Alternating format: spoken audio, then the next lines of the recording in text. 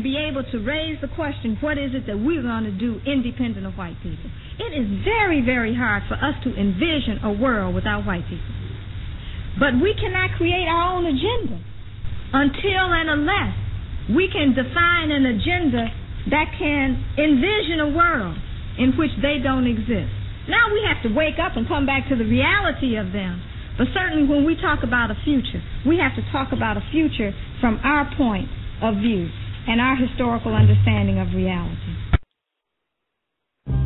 Africa, Africa, Africa, Africa, Africa, Africa, Africa, Africa.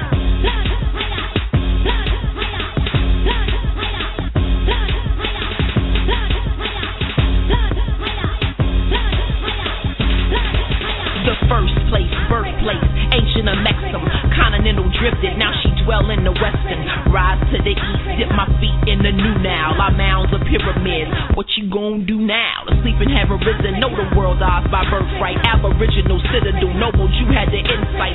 Pre-Adamic Kushites, mirror what gods look like. I self-law and master it, free national maverick. Check the east before you take a step, bow before the oracle. Spirit speaking, play humble, the lessons are allegorical. Psychophago retreat with accept what's only historical. Buried ancestral wisdom will elevate you and forward you. Waters of source primordial, birth and royal imperials populated the planet with melanin individuals. Warrior bloodline passed through the DNA. Black power, black freedom, my BB Fahodie.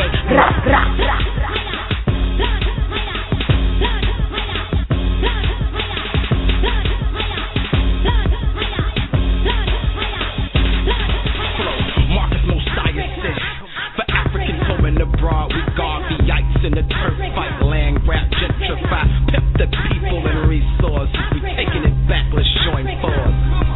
Yeah, the animals, minerals, rainforest, rich soil, the fertile ground, that blue, black, and that brown, Cape Town to A-Town, all parts in between, nigga, how that sound. Red, black, green, one goal, one aim, one dream, one people, one oppressor, one theme. A jackal, no matter which way did he lean. Chamber bang, mother flashes out, freedom should ring. One force, one black star, powered by steam. Africa for Africans, garbage dream. Yes, we can, from niggas to gods. We not getting even, we eliminating odds.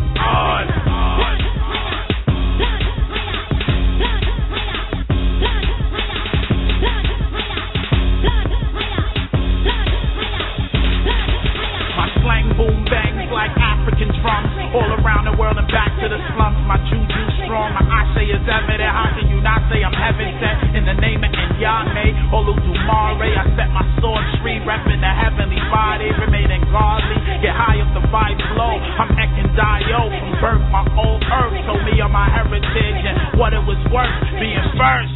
Africa, Africa, Africa, Africa, Africa, Africa, Africa, Africa, Africa, Africa, Africa, Africa, Africa, Africa, Africa.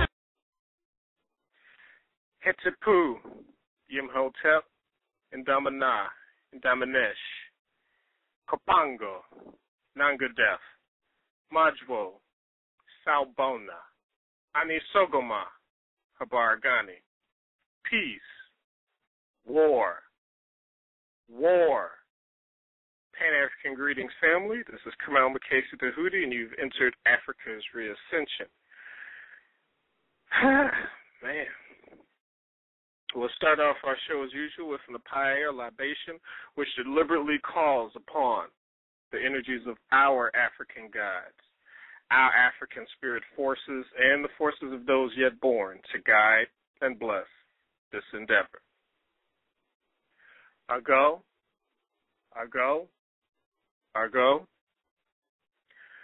Odumakuma, Nyame Wa, Treaty Pone, Mawulisa, Oloro, Nkulu, Amen Ra, Beje Insa, Asasaya Insa, Asasifua Insa, Abasum Insa, Abasum Po Insa, Nana Surgery Insa, Nana Seketwa Insa, Nana Dada Kofi Insa, Nana Tigray, Nana Sankofa, Nana Kumi, Kweku Free, Akonadia Bena, Sabonta, Bocherewa, Tamensa, Mojuba Shango, Mojuba Oya, Mojuba Oshun, Mojuba Chehuti.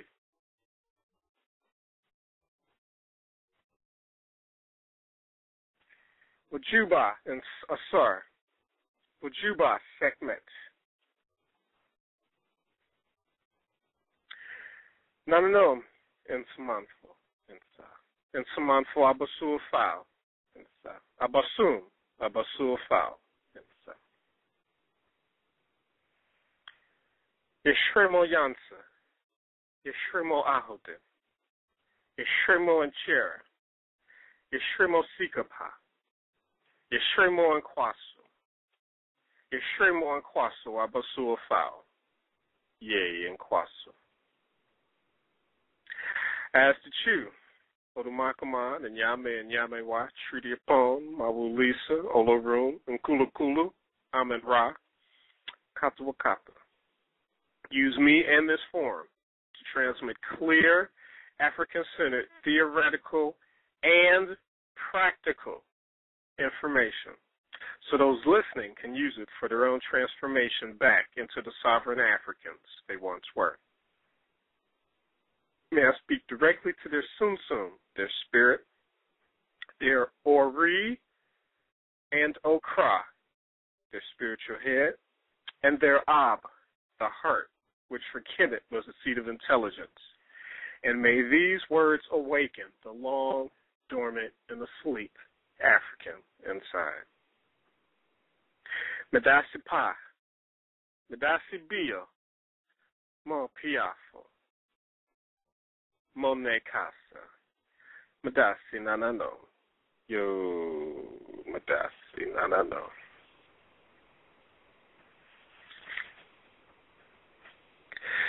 The Apai, or libation, is an ancient practice that is still done to this nanosecond in all rural, traditional areas throughout the continent. Past, present, future become one as those of tomorrow. Look upon what we are doing now and drawing strength from and doing the rituals of yesterday. Whew. Okay. Kamal Makasi Hootie, Africa's Reascension. Just checking out the chat and the calling board, and seems like it's an interesting topic. Folks are here, ready to hear about it. With Tanae, and today and for a few days, for a few weeks, we are going to be dealing with real African spirituality. Going through the blogosphere, the blog talkosphere, talking with folks, numerous conferences, YouTube, all sorts of stuff. To put it bluntly, there's a lot of BS that's out there that people are masquerading off as being African spirituality when it's not. It's New Age crap wrapped in kente cloth, basically. There's a whole bunch of stuff that's being left out, some of it purposefully, and I know why, and I'm going to share some of that. A lot of misrepresentation, just folks don't know. And when they know that other folks don't know, then what they can pass off as such goes along as such because folks don't know. And so little old me will attempt in the next few weeks or whatever to set some of the records straight. Toes will be stepped on, but I don't think the creative forces, the deities, and the ancestors would have it any other way. There's my book. African Spirituality, as I see it and as others see it, is the final key to unlocking the lock to African sovereignty. It will aid us in the economic peace. It will aid us in the political peace. It will aid us in the social peace. It will aid us in all of the other stuff that we want to do. And without it, when you look at some of these other movements, outside of Caucasoid intervention, outside of infighting, by them not having an African spiritual base to call upon and to focus on and to deal with, as one writer who I'll quote later on, and myself, it helped lead to its demise or its present more abundantly. So yeah, that's where we're coming from. Like I say, this will be a multi-part series. I'm already in communications with people who are further along in this process in dealing with African spiritual systems to come on and talk to everyone and help clarify some stuff as well. And so as we work on getting that stuff finalized, that'll be in the works. So if you haven't already, go ahead, create a little Blog Talk Radio account. When you go to Africa's REASCENSION, click the follow button, and then you can be kept abreast of everything that's going on. Tonight, this will be just a bit of an introduction, again, to get rid of some of the crap that's out there and to get us focused on our real and true power. To change it up a bit, we started off with a great song called Africa with 4 MCs. It's on the Book of Light on the Book of Light album of a sister named Saroc, who S-A-R-O-C, that we've been highlighting these last few weeks. Yeah, I'll leave it at that. I'm trying to see if another great music clip that I uploaded has finalized, and it doesn't look like it has. So I need to refresh my board. So I'm going to throw on some other music that is here, and then hopefully that other piece will be there. And we'll go from there. I guess I could use that. Please make sure as we go along, if you have any questions, the call-in number is 760-454-1111, 760-454-1111. Please.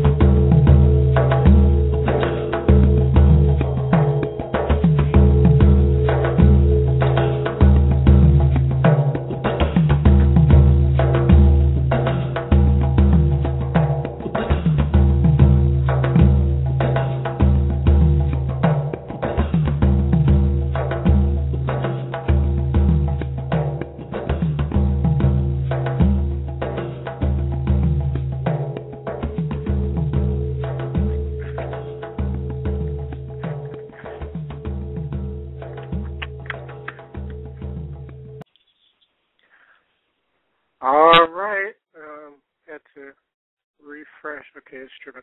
All right, we are back. That was some music from, I think, Afro-Cuban brother Glenn Velez, Fruits of Labor. He put together 7 songs for each one of the chakras in our bodies, and I'm still looking for the African terms for those, using African rhythms to do so. And so that was one of those songs there. So yes,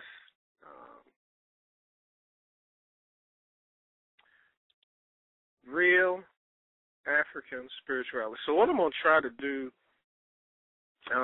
within the time we have, there may or may not be some overtime. We'll see how everyone feels.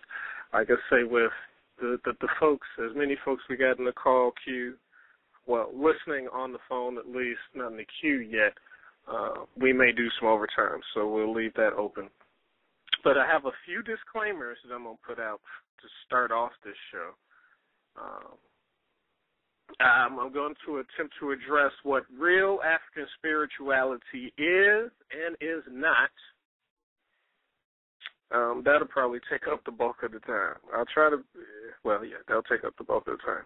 And then, and again, in this intro piece, get into some practical aspects. The Nkomre, the Pae, Nanonomen, Samanfo,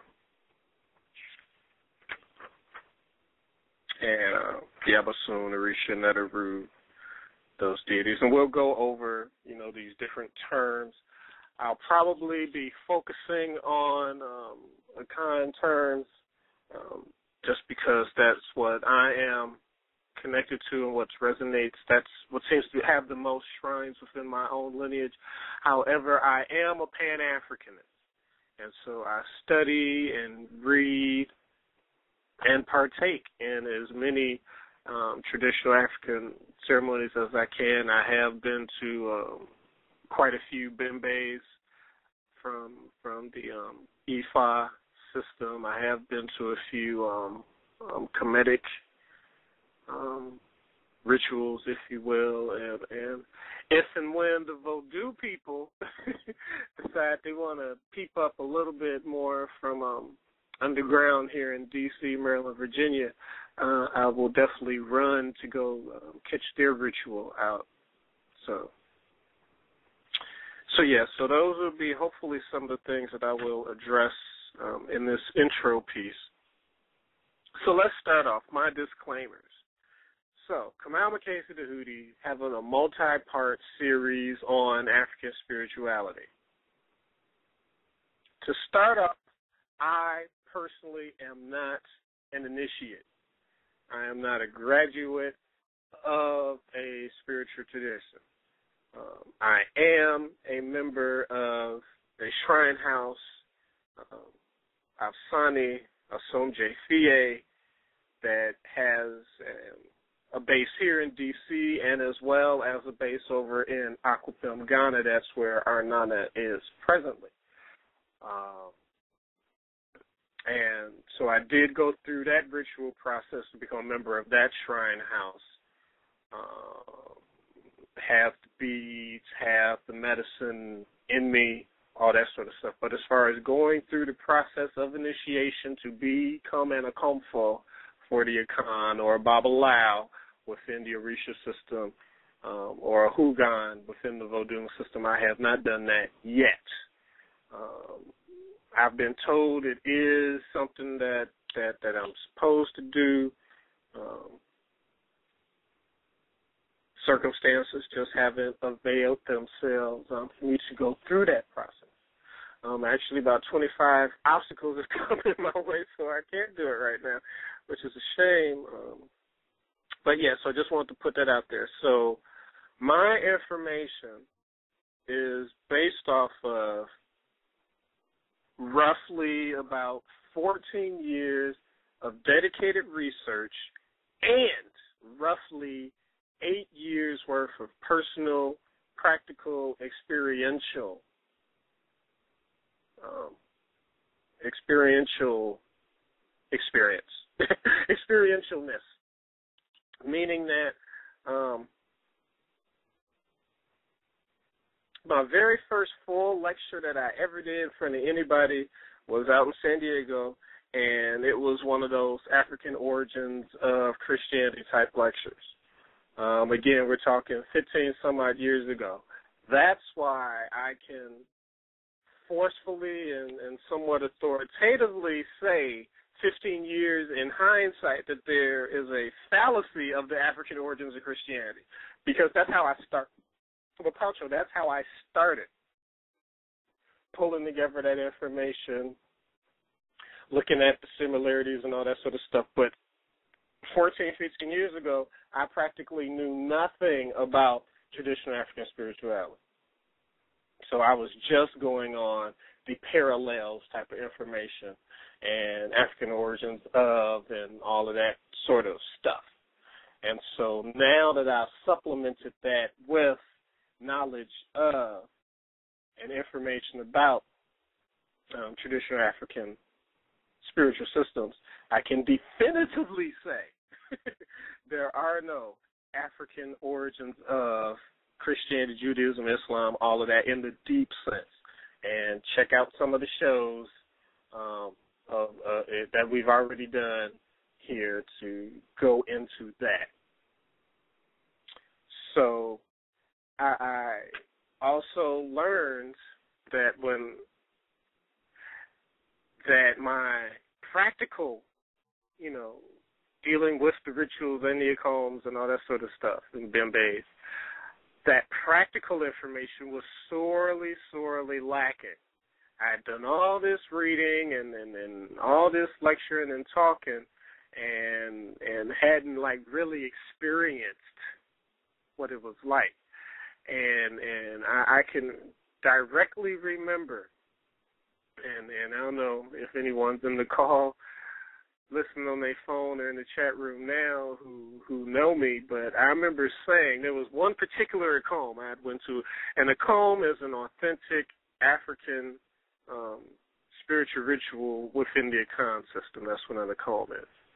And a acomb also, as far as if you go into the word, it means joining.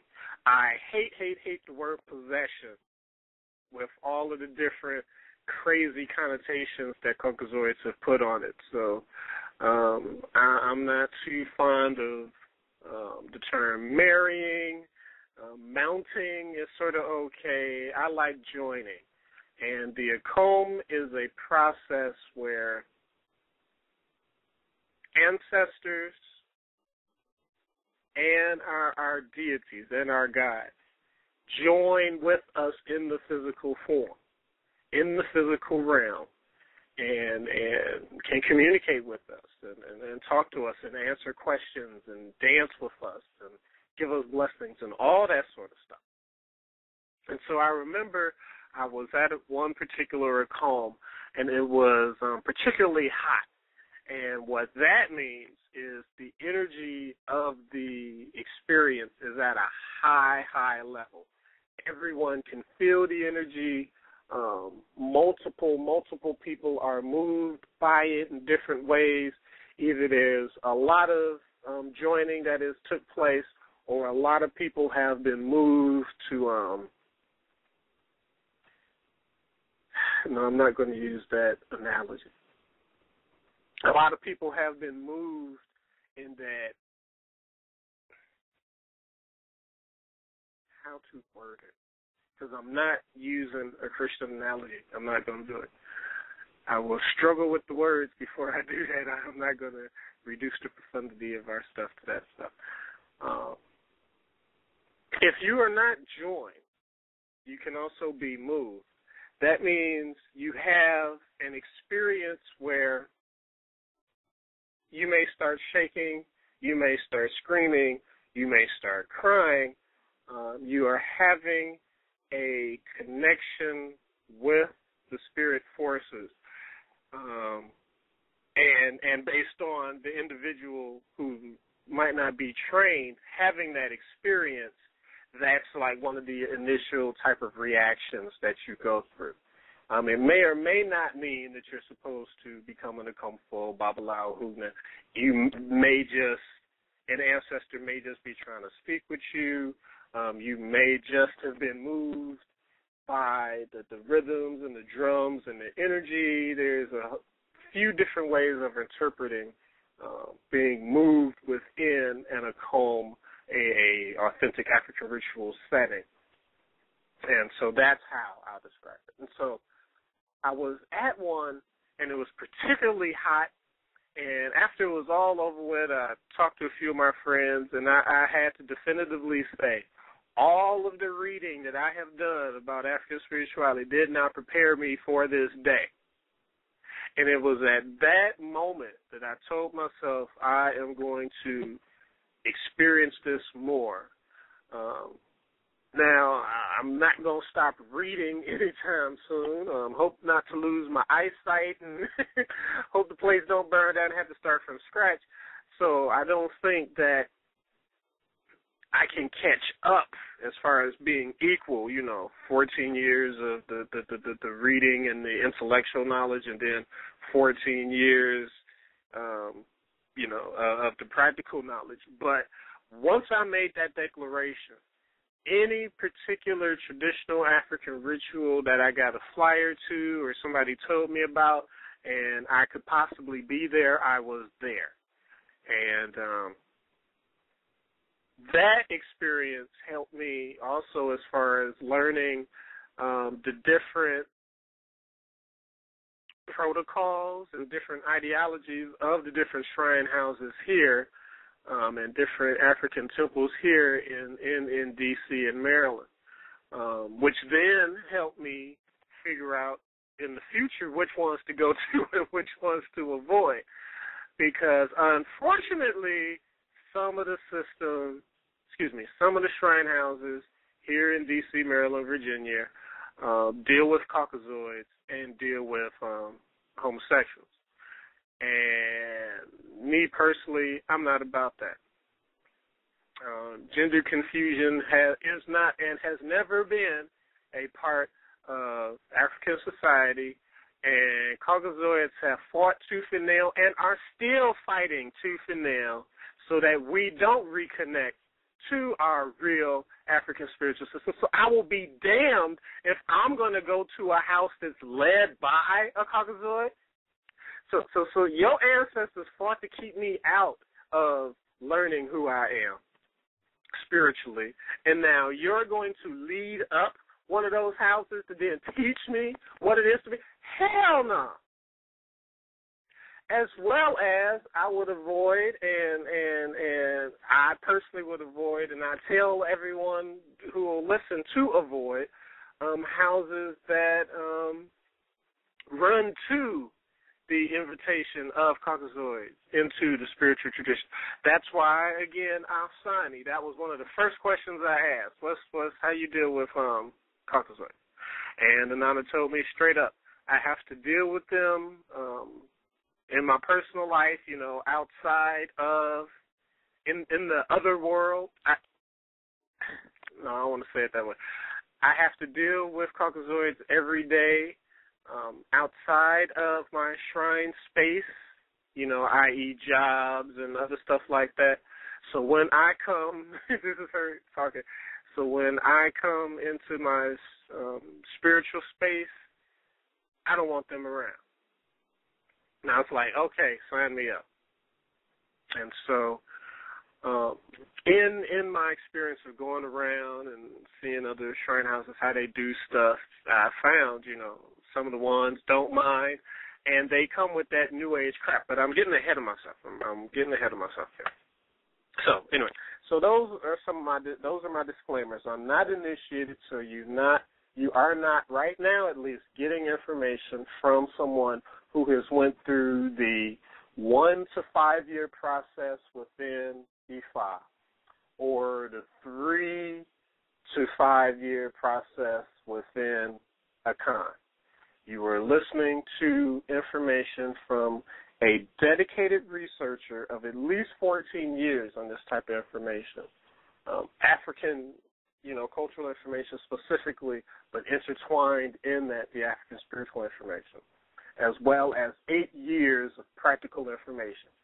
going to different Akoms, having the experience of it, talking with the deities, the Abasum. Have I been joined yet? It's an interesting question. Me, myself, I say no. However, and again, I don't know who's on the line right now, but I have had folks tell me that I have been joined briefly. When you get out there and dance and ask for blessings, the songs and the rhythms are specifically put together to have deity forces come and join with us here in the physical. And so I'm still working on that. I feel that I haven't done it yet, but again, other folks who've been doing it longer say that, yes, there was some bit of joining that went on real briefly and then they left, whatever. So I guess that's up for debate. But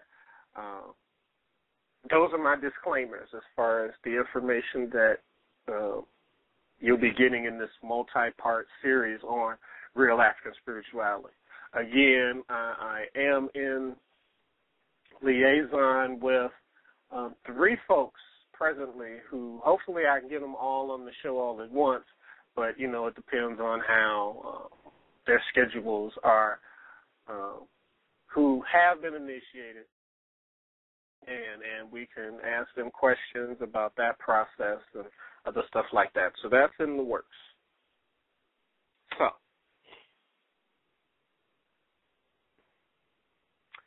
I need some water, and this second part will take a while to get through. So I am going to, the clip that I wanted did come up. This is some Akom music, and I need to find some Yoruba music so folks don't think that I'm trying to convert everyone to Akan, because I'm not. But since that's what I reconnected to, that's what I am, that's the bulk of the information that I have, as well as the music. I actually did have a Yoruba music, a tradition, a Bembe music CD of the Yoruba. I just need to find it and then upload some of that information, some of those songs here, so I can share that. And so hopefully I can find it. So I'm gonna throw on some direct Akom music. I think it's of the Akan. I think it's a Nana Tigre song. Don't quote me on that. If we got some graduates online, don't quote me. You know, don't blast me. That's not Tigre. But I think it is. But yeah. So we're gonna play that and then come back and get into what real African spirituality is and is not on Africa's REASCENSION.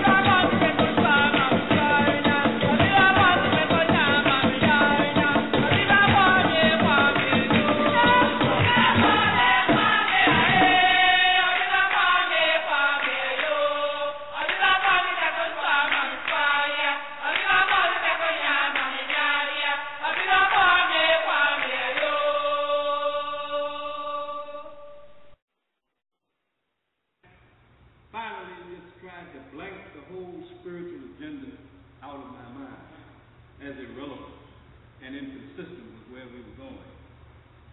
But the more I got involved in trying to figure out how we as a people are going to get out of this mess that we're in, the more I began to realize that we ain't going nowhere without spirituality. We can't leave African people without spirituality.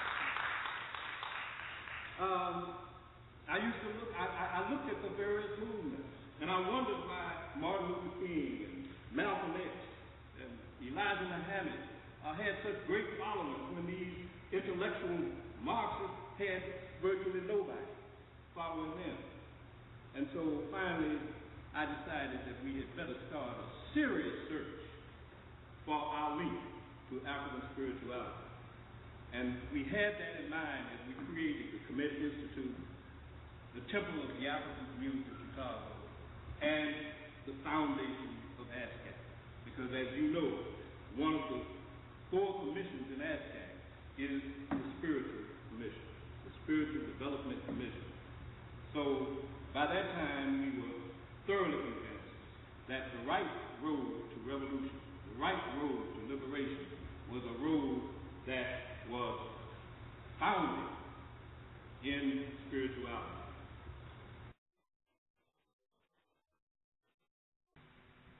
Is that the reason why our ritual practices have been denigrated is not because they're not functional. It's not because they're not necessary. It's because Europeans understood, the whites and their offspring understood, that if we continue to practice our culture, that's when we always overthrew them anytime they invaded our countries. For thousands of years, they have been invading the countries.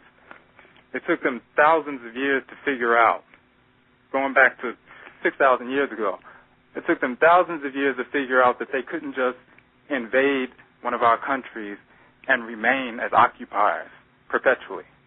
We would always expel them eventually.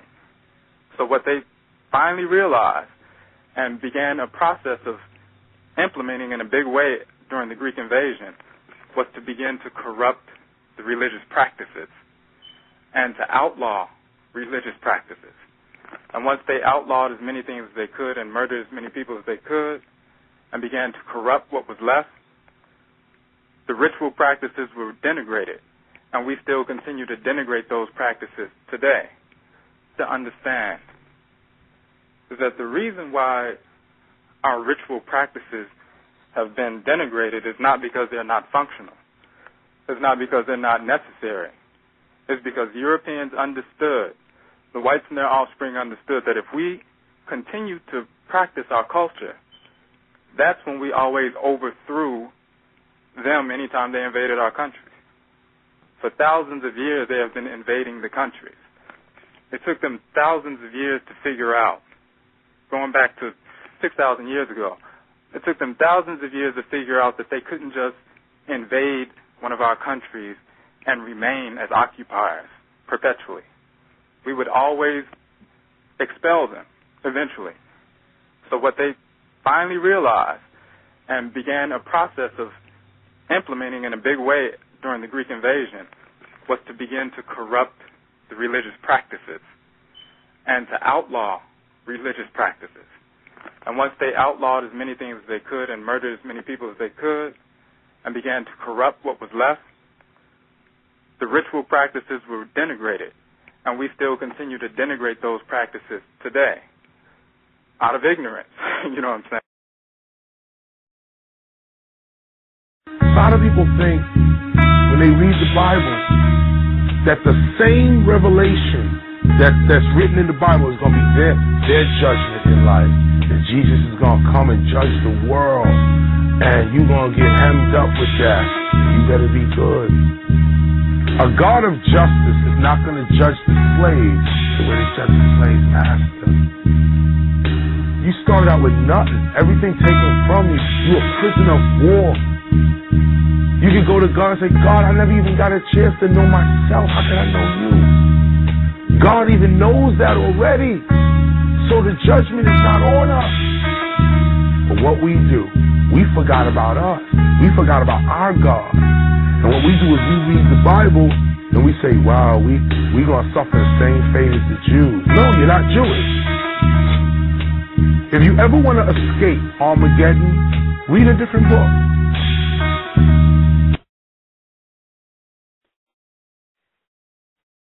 Read a different book. The PART1, the book of coming forth by day and by night, is not the Bible. So those are some clips after the Akon music, and I'm more assured now that I do think that was an Tigray song. The first clip was from Baba Jacob Carruthers. If you haven't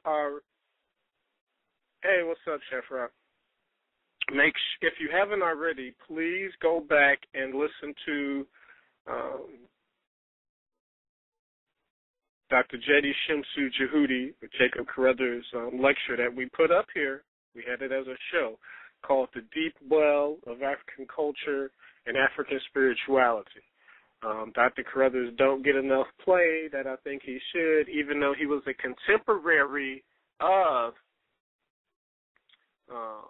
Dr. Clark, Dr. Ben, Dr. Jackson.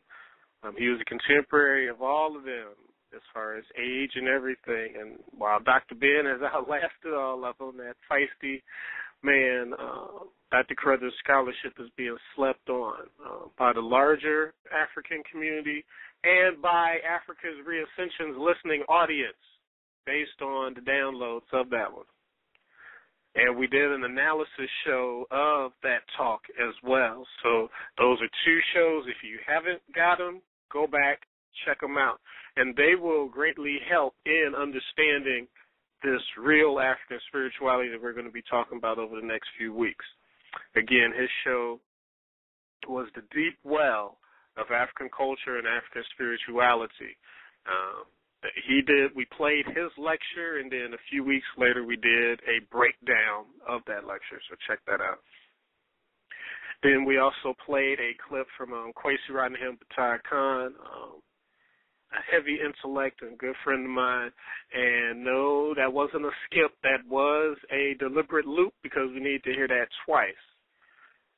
And then lastly, we ended with KRS-One, a nice little clip from his album Meta Historical.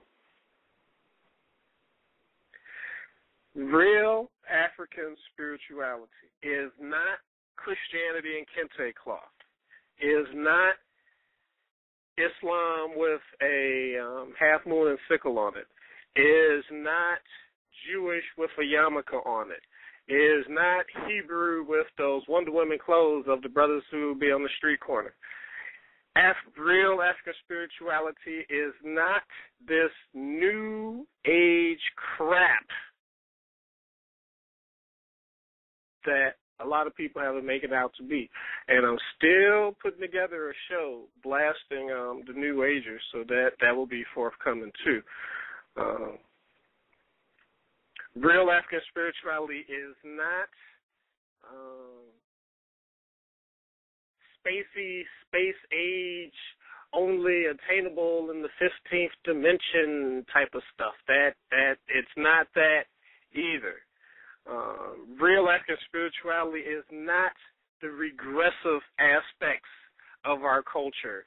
As someone who's got a big name is quoted as saying, and as his followers say, and as in some of his books he intimates those aspects without directly saying, and I'm not going to name them. If you know me, you already know who I'm talking about, but I ain't going to name them because I don't want to get into personal beefs with folks that some people respect and probably shouldn't. But anyway, real African spirituality is not the regressive aspects of our culture.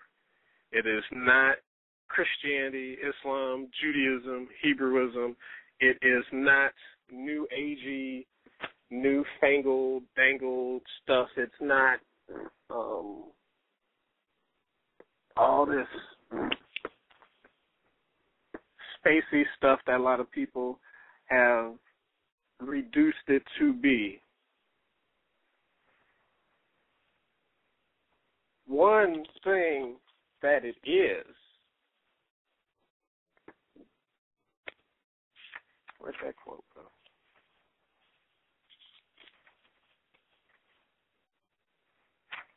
It is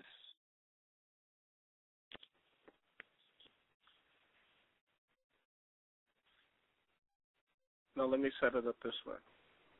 Quoting from one of my favorite books, African Personality in America by Kobe Campbell, our African ancestors, the very first humans on the planet, developed an understanding of the Creator, systems of communicating with the Creator, and thus names for the Creator, based on our uniquely special, intimate, and long historical experience with the Creator. And I'll add in creative forces as well. Continuing. Thus, our traditional African names for the Creator, its aspects, and our traditional systems of communication with the creative forces of the universe endured, obviously based on their accuracy and effectiveness for thousands and thousands of years, long before we had evidence of the existence of European, Aryan, Semitic races, Persians, Arabs, Asians, etc., in civilized society. No other belief systems in the world have the longevity, durability, and track record of the African systems.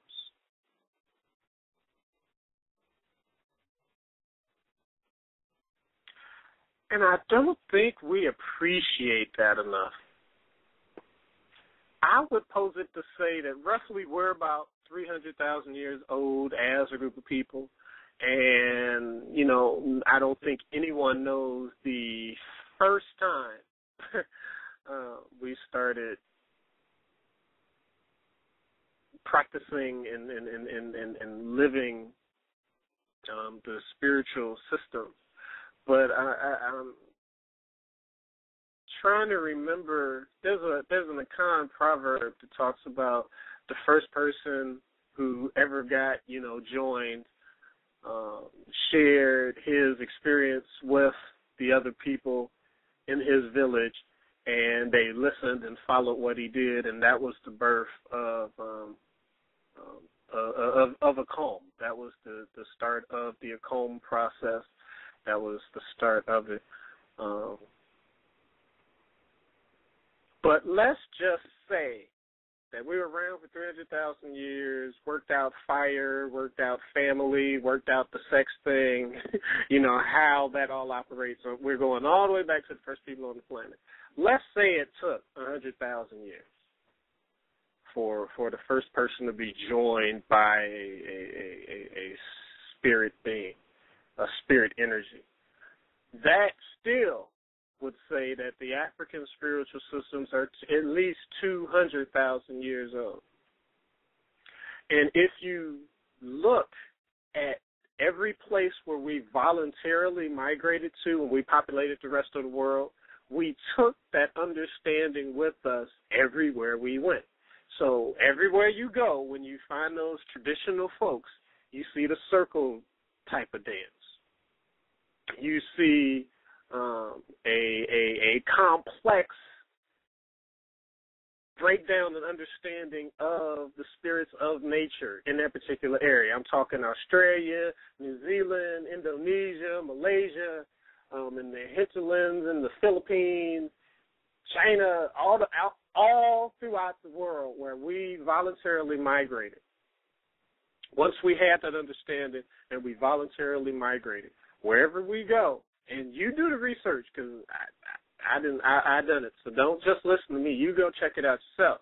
You will find that circle dance is there, and intimate knowledge of the nature spirits, if you will, are there as far as they figured out what the name and the rituals for the god of the mountains were, wherever they were, certain river deities, all that sort of stuff. That's us migrating throughout the rest of the world, taking that information that was nurtured within that 200,000-year incubator and then applying it to the specific milieu that we were in. And so I don't know if y'all follow, but there's a good brother, or at least his YouTube clips are very, very good, Ace, African Creation Energy brother, just always says something provocative that just pushes my mind to think even further. He did a piece, he's been doing a piece on Afrofuturism, Afrofuturology, and Afrofuturistic consciousness. And so it was number 4, where he talks about how, you know, if we as African people have to go out into outer space and different planets, that all of the European systems will be null and void because they're, you know, Earth-based. And he even said it's possible that some of the African systems might be null and void. And one aspect that he gave was the Kemetic system and the Dendera, you know, the zodiacal signs that the Greeks stole and made astrology off of and stuff like that. He was saying that zodiacal sign, that zodiacal system is based off of an understanding of looking at the constellations from Earth. But if you go off to different galaxies and other stuff like that, you're going to have a whole different group of constellations, so you'd have to redo all of that. And so I thought that was sort of interesting. But in the YouTube comments, I added on there that the core of all African spirituality is understanding what I just said to you, is understanding and creating a relationship with the spirit forces wherever you are and the nature forces wherever you are. And so we would just have to understand, relearn how to do that here. And there are folks all over who are doing it now here. And make sure we pass that on to our children and their children and their children, so that if and when we ever do become physical space travelers and going off in other places, that we will carry that knowledge with us and get in touch with the different energy forces and the different nature forces wherever we are in the universe. And so that aspect of, again, and this is being Earth-centric, that aspect of African spirituality wouldn't leave us no matter where we would be on the planet, where we would be in the universe, understanding those particular forces and creating a relationship with them. That's another thing that real African spirituality is. It is cultivating a relationship with ancestral forces, nature forces, and, for lack of better phraseology, extra-dimensional forces. I spoke with one of the people who I hope to have on the show earlier in the week, and he warned me about anthropomorphizing the deity, the Abasum, the Orisha, the Neteru. Anthropomorphizing, for anyone that doesn't know, is a big word for giving something non-physical, giving something non-human, human-like quality. And, you know, it's like we all sort of struggle with that, because how else can you really explain how that force is unless you explain it in, you know, some type of terms that you're sort of familiar with. And we all, I think, anthropomorphize, put human qualities on non-human things to get a better understanding of it. But he was real clear in, if you do that, make sure that you express that you're doing that, but don't limit it to just that. Those forces act however they choose to act. Some of those actions are probably most definitely beyond our human cognitive understanding. but we don't. What he was telling me is we don't want to limit who and what this energy is to a human form and to human physical attributes. We have to understand that those beings, that energy. See, I'm still doing it. It's hard. That energy is of its own accord, and it may take on those human properties when it comes down to join with us in the human form, but it is much, much more than the human form and those human qualities that we put on it.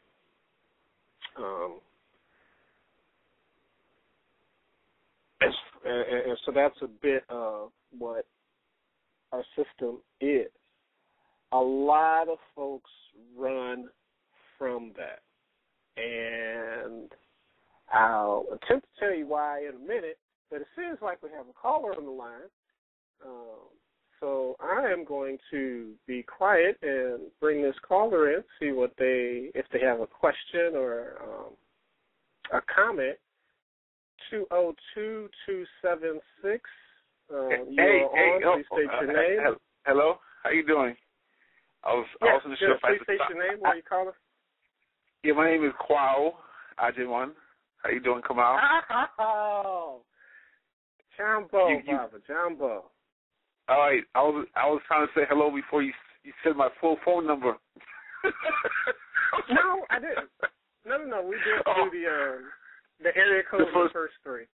Yeah. The first three. Oh, okay. I'm sorry. This is my first time listening to your show. Actually, I was like, okay, Kamal sent out this email. I'm going to listen to it this time, and so I put it on my cell phone to put a reminder to get on the show. And so I said, okay. And then you mentioned the conversation that we had earlier this week. I was like, okay, now I have to speak now.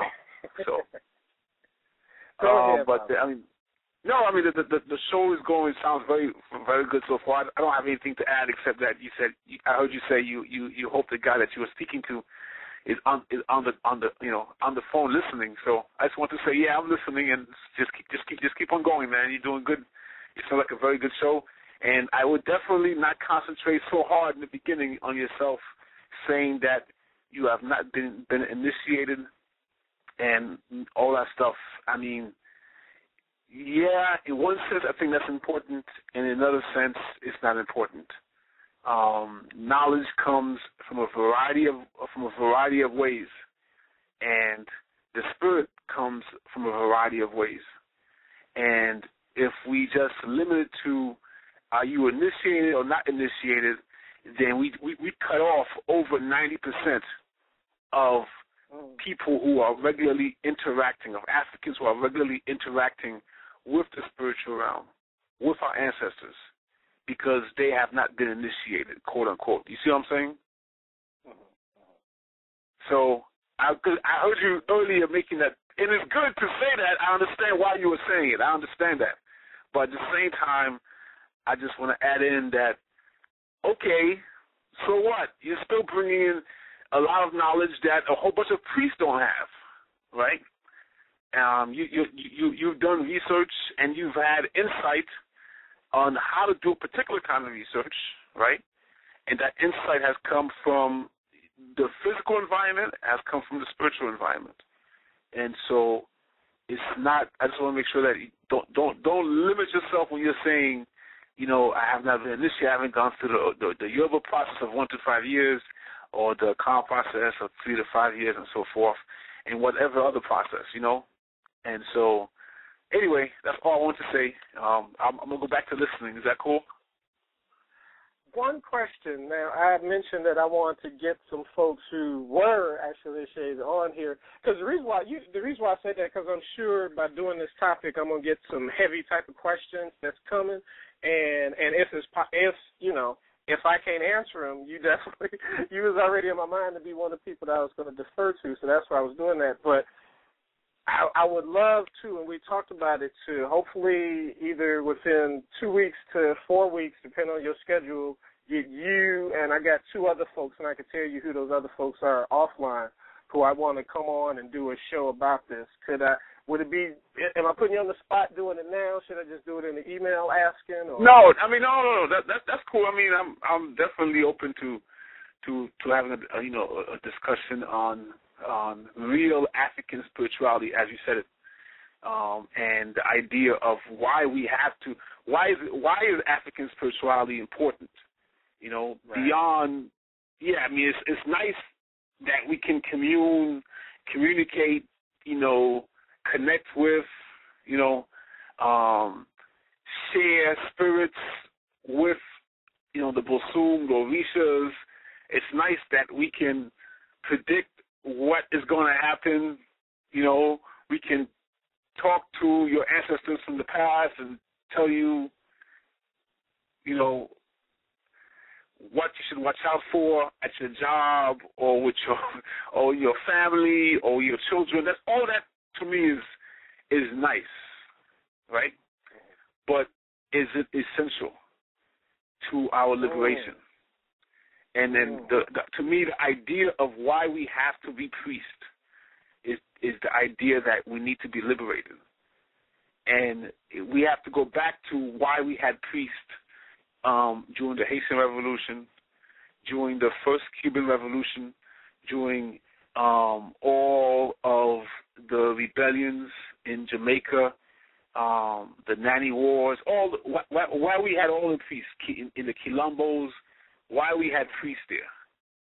We have to go back to that idea, as opposed to, like you said, it's more of a mixing of this New Age type thing where we're connecting with, we're re-Africanizing into the spiritual stuff without the connection to the real politics of why we have to do that.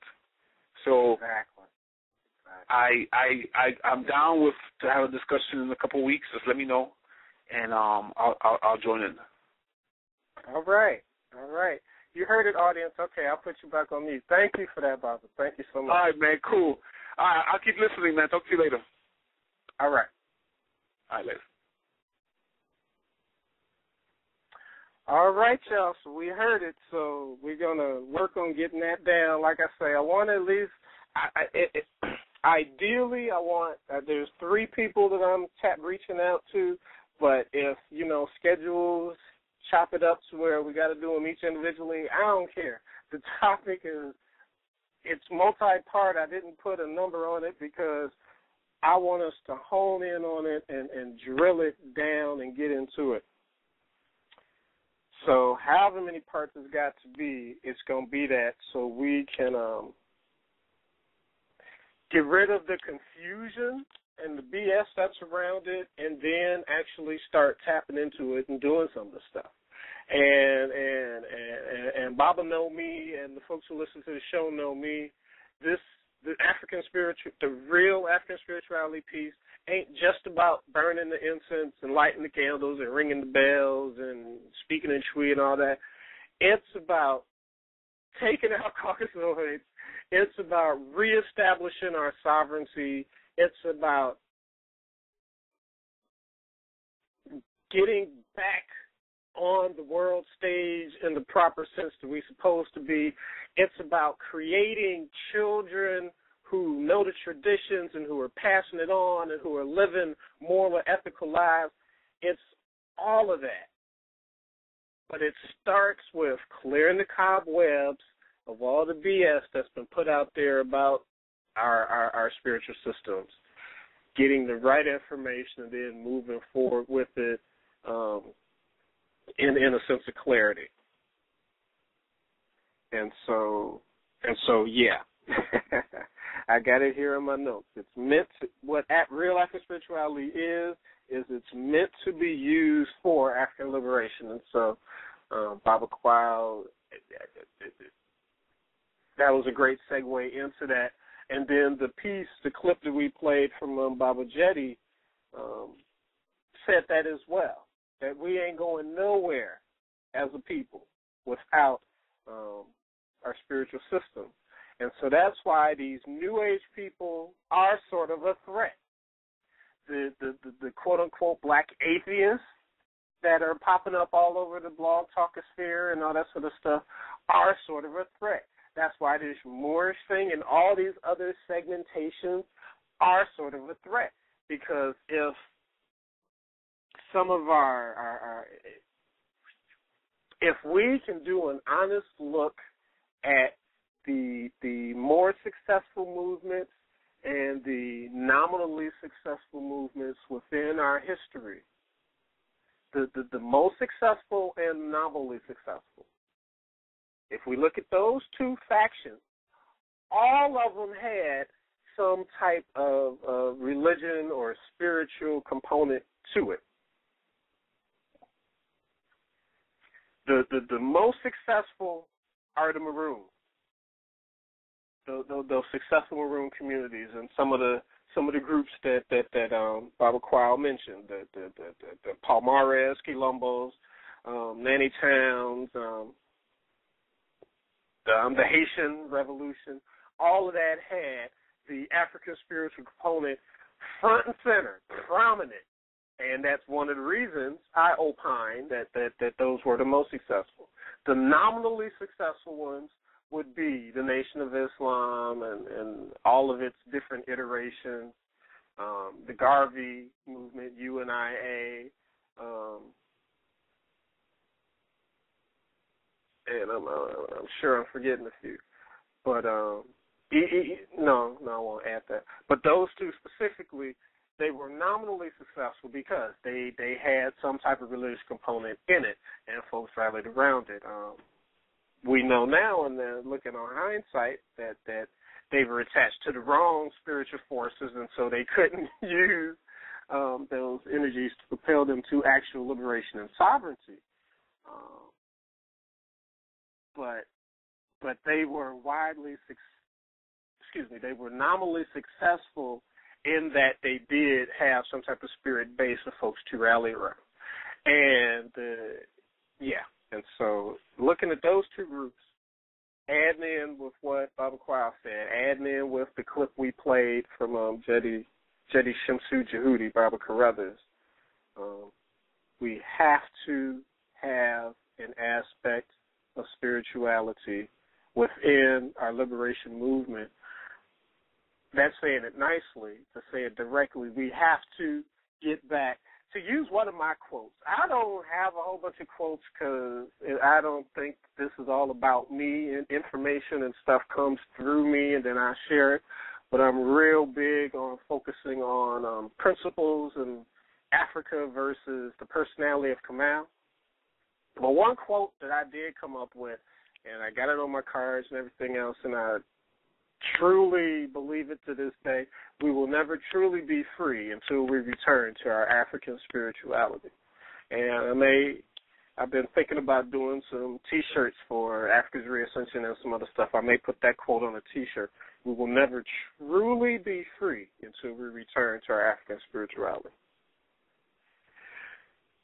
Real African spirituality is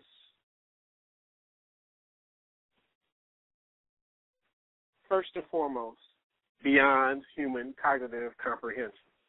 We've been raised in the West. We've been taught by Caucasoids that we can figure out everything. Everything. And if we can't figure it out, then it probably don't exist. We can create tests and we can create models and all this other sort of stuff to figure out everything. African folks ain't like that.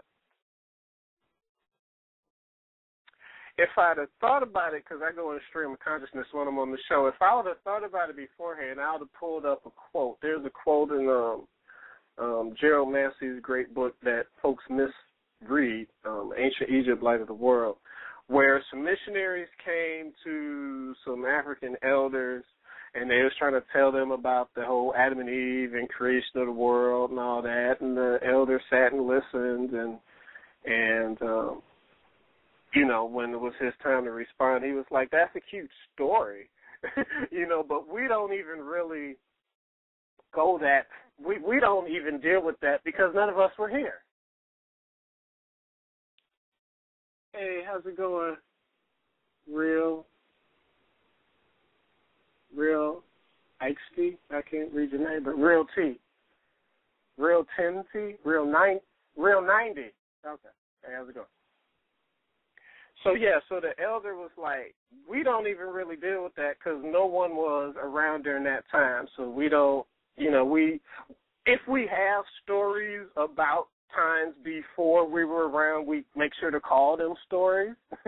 We don't try to pass them off as this real type of information that everyone should live by. And I just thought that was a real insightful quote. And like I said, if I would have thought, I would have had it directly pulled out.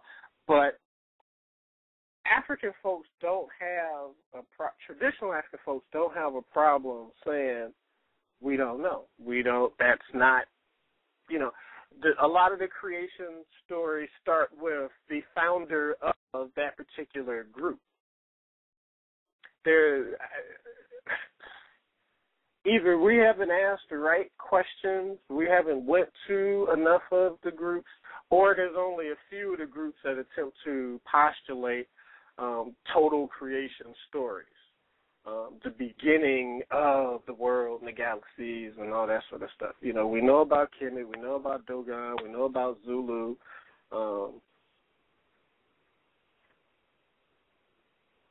I just came across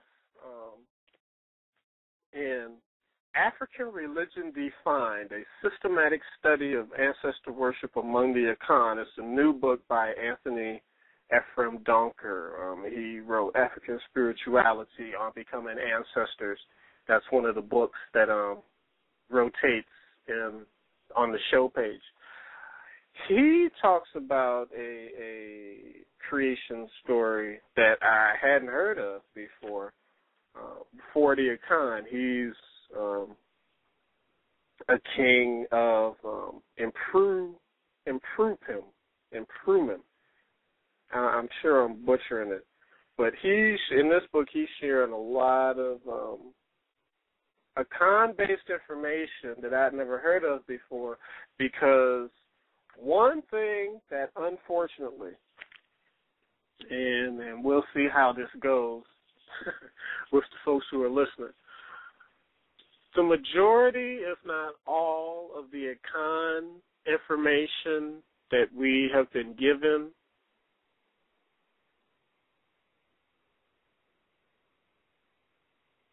is Larte-based.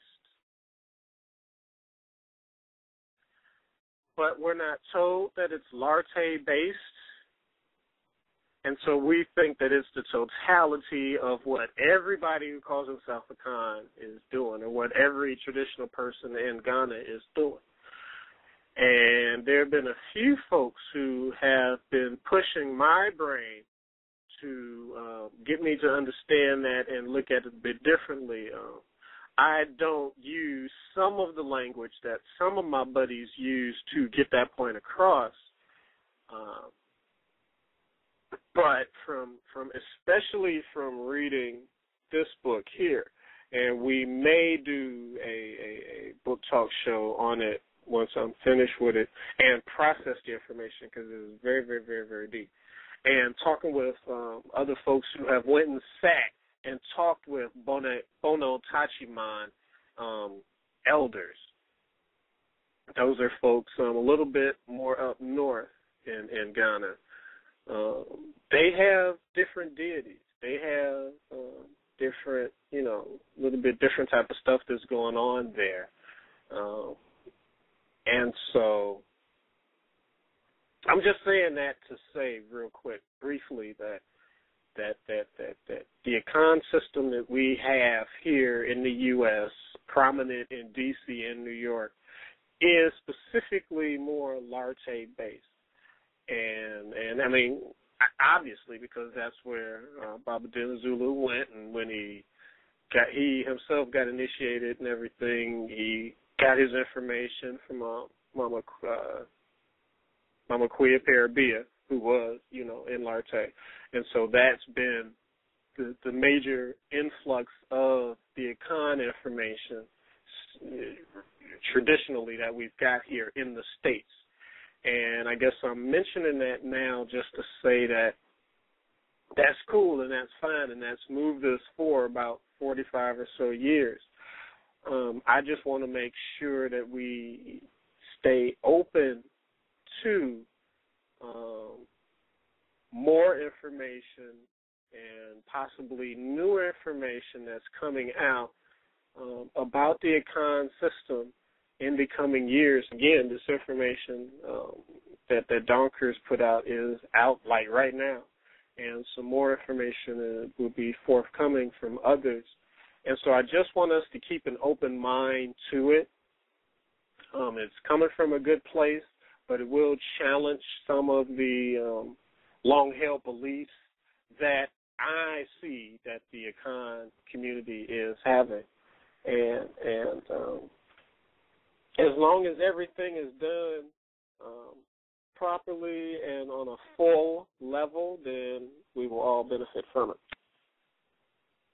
So, beyond human cognitive comprehension. So that's where I was going. We should not be afraid to say that we don't understand everything about the rituals that we see, the rituals that we partake in.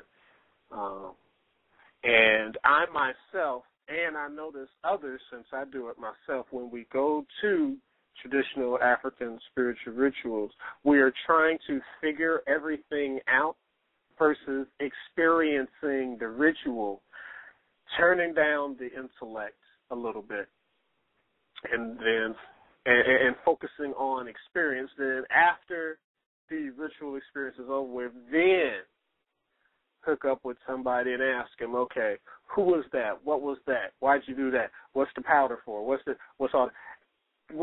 Doing that after the fact. Now, again, for me being in the experiential part for about 8 years, it took me a while to get to that point, and I sort of still do it on some level.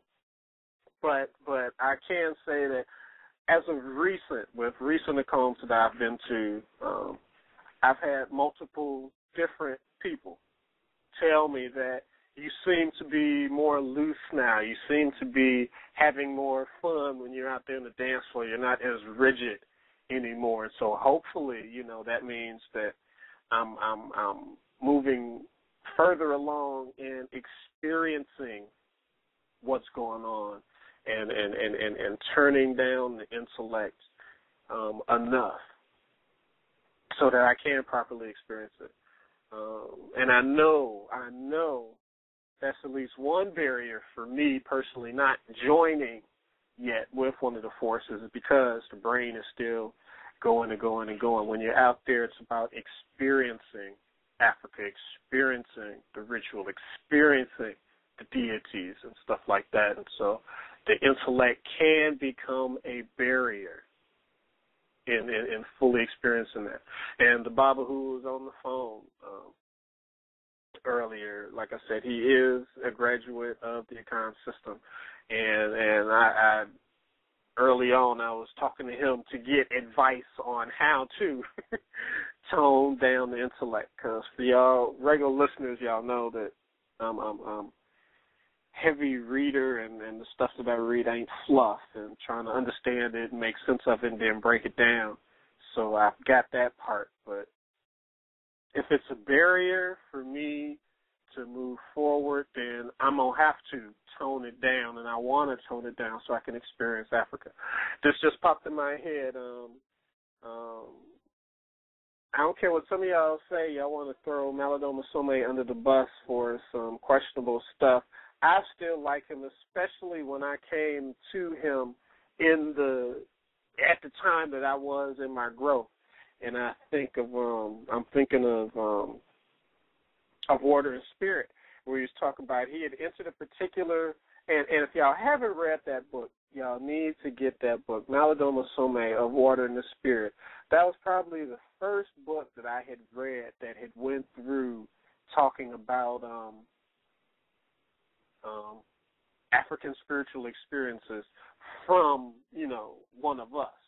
of course, a few Caucasoids have written stuff talking about, well, I went into a trance and somebody came through me and this is, I don't believe not one Caucasoid with what they got to say about spiritual stuff, period, but especially our African stuff. So I might have read it a little bit. Like, her Bach might not be that bad. I haven't read the whole thing, but folks have told me that that's pretty good. But Of Water and the Spirit by Malidoma Somé. Anyway, I remember he had finally passed the test, and he was going through he went through the portal, went through some different dimensions. And there was one particular dimension where he had to stop thinking. He had to stop his internal voice from talking. And every time, and until he did that, I think he said, I forget, it's been years since I read it. I think he said maybe his nose was bleeding or he's having a headache or he couldn't focus. There was something that was going on. And so he figured out that he had to stop his internal voice. You know, we all get that internal voice that talks to us and stuff. He had to shut that down so he could fully be in that particular dimension that he was in. And I sort of reflect on that when I think about the Acom experience. To fully be able to appreciate it and experience it, you have to turn that intellect off or turn it down to 1 so you can get what you're supposed to get from the experience. All of our information, again, this ties in with the African Utamawazo, culturally structured thought from Mama Rembani. All of our information does not come solely from the written word, and solely doesn't come from the left side of the brain figuring it out. African folks, we definitely learn through the intellect, but our Utamawazo, our culturally structured thought, is based on intuitive knowledge, is based on spiritual knowledge, is based on oral knowledge, as well as intellectual knowledge. All of those things put together factor into how we figure out stuff and move with stuff. And so when we limit it to the Western modality of if it's not written in a book, then it doesn't exist, then we have basically canceled out 3/4 of the universe's way to get information to us when we do that. And so, again, this is part of clearing the cobwebs of what real African spirituality is and is not. We have a lot of mental clearing away to do first before we can really move into and get in and understand African spirituality. Real African spirituality is, we got about 25 minutes left. Looks like there probably will be some overtime because I do want to get into some of these practical aspects here.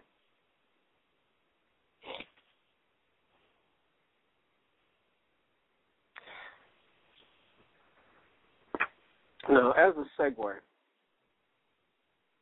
before we do the segue, Mama Rembani, Let the Circle Be Unbroken, magnificent book. You have to get it. Implications of African Spirituality in the Diaspora, page 3. The idea of spirit is especially important for an appreciation of the stolen African experience. She says African American, but she wrote this early on. Spirit, of course, is not a rationalistic concept. It cannot be quantified, measured, explained by, or reduced to neat, rational, conceptual categories as European thought demands.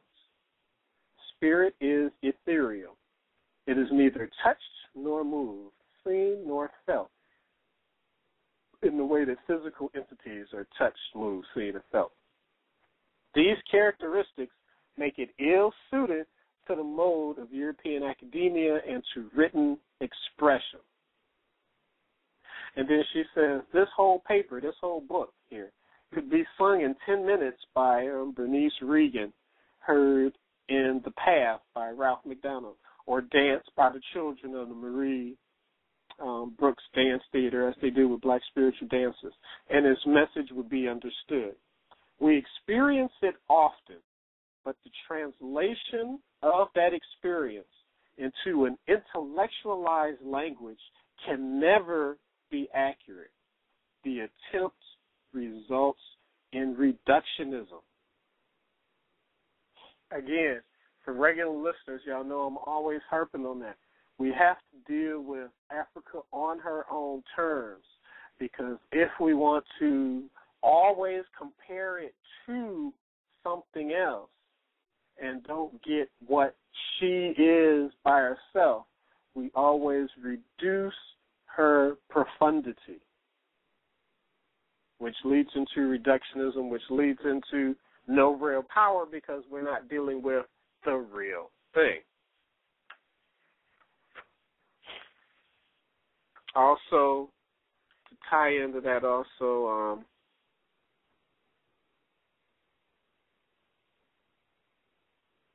where is it? I'm trying to pull something from Sankofa movement.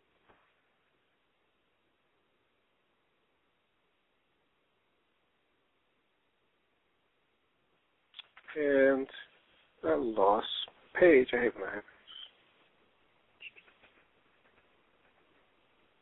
Because it tied in directly with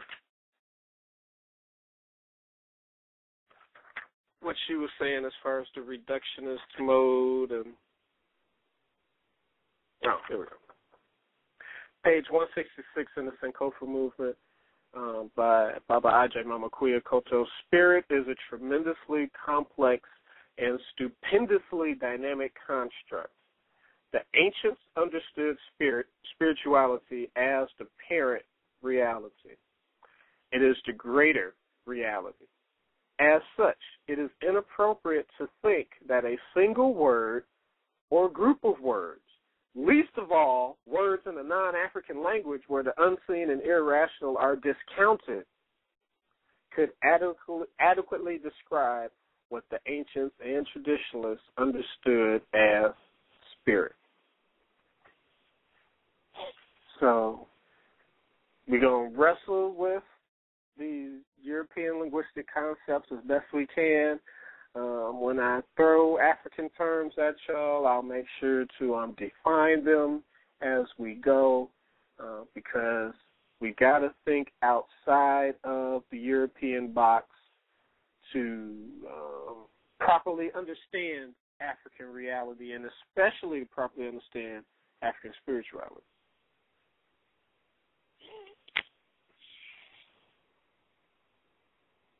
African spirituality, real African spirituality, is the person's individual aspects being wrapped into a deity force. And real African spirituality is natural element based. And real African spirituality is the interplay of extra-dimensional forces, those that make contact with us. And it is all beyond human cognitive comprehension. Now, the reason why I'm saying it like this is because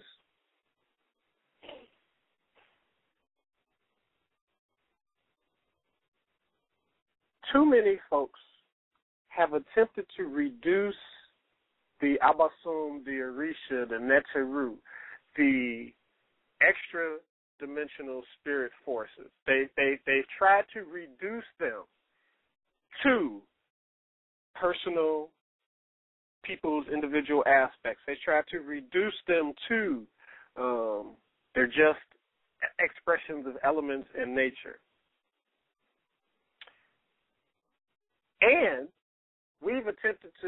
some folks have attempted to wipe them out just totally. They don't even exist because you can't see them, based on most of our, if not all of our, indoctrination in some way, shape, or form from the message of the Nation of Islam and their anti-spookism message.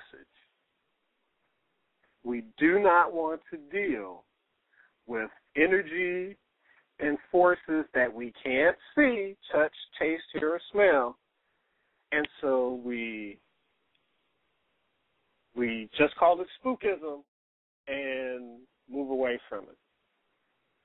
And so some of us who then still get trained or still start studying African spirituality but still have that carryover of the Nation of Islam teaching of this anti-spookism stuff will then attempt to delegitimize something that has been going around for 200,000 years, long before the Nation of Islam was ever created. There are real forces, energies that exist that we can't see, that aren't our ancestors, but are there for our benefit once we know about them, know how to call upon them, and know how to propitiate to them in the right way.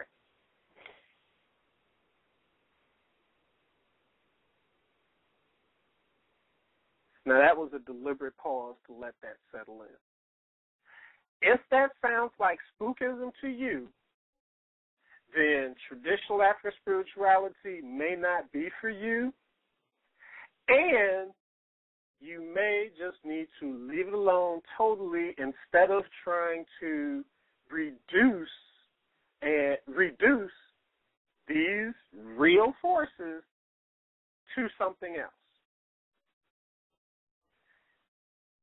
So I am trying to deliberately classify the Abasum, the Orisha, the Loa, the Neteru, all these deity forces that we talk about in 4 categories. And I've been repeating them over and over again, but I want to say it once again. They are individual aspects within the person.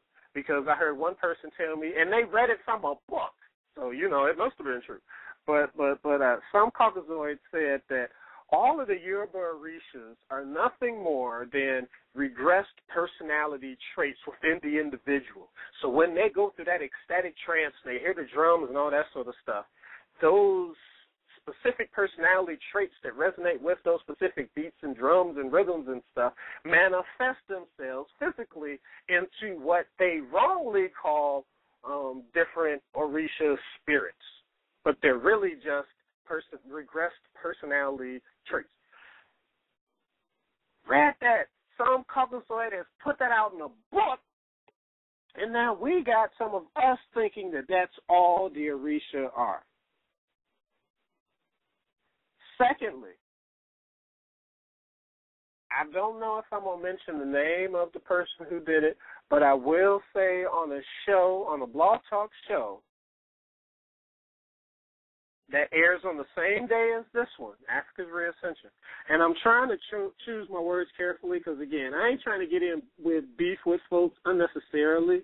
If I have to, then bring it because I can handle myself. However, I don't need to get into it unnecessarily. But they had a respected, and I respect them too, person on. And a caller called in and asked, are the Orisha supernatural beings? And this particular person said, no, they are just elements of nature being expressed.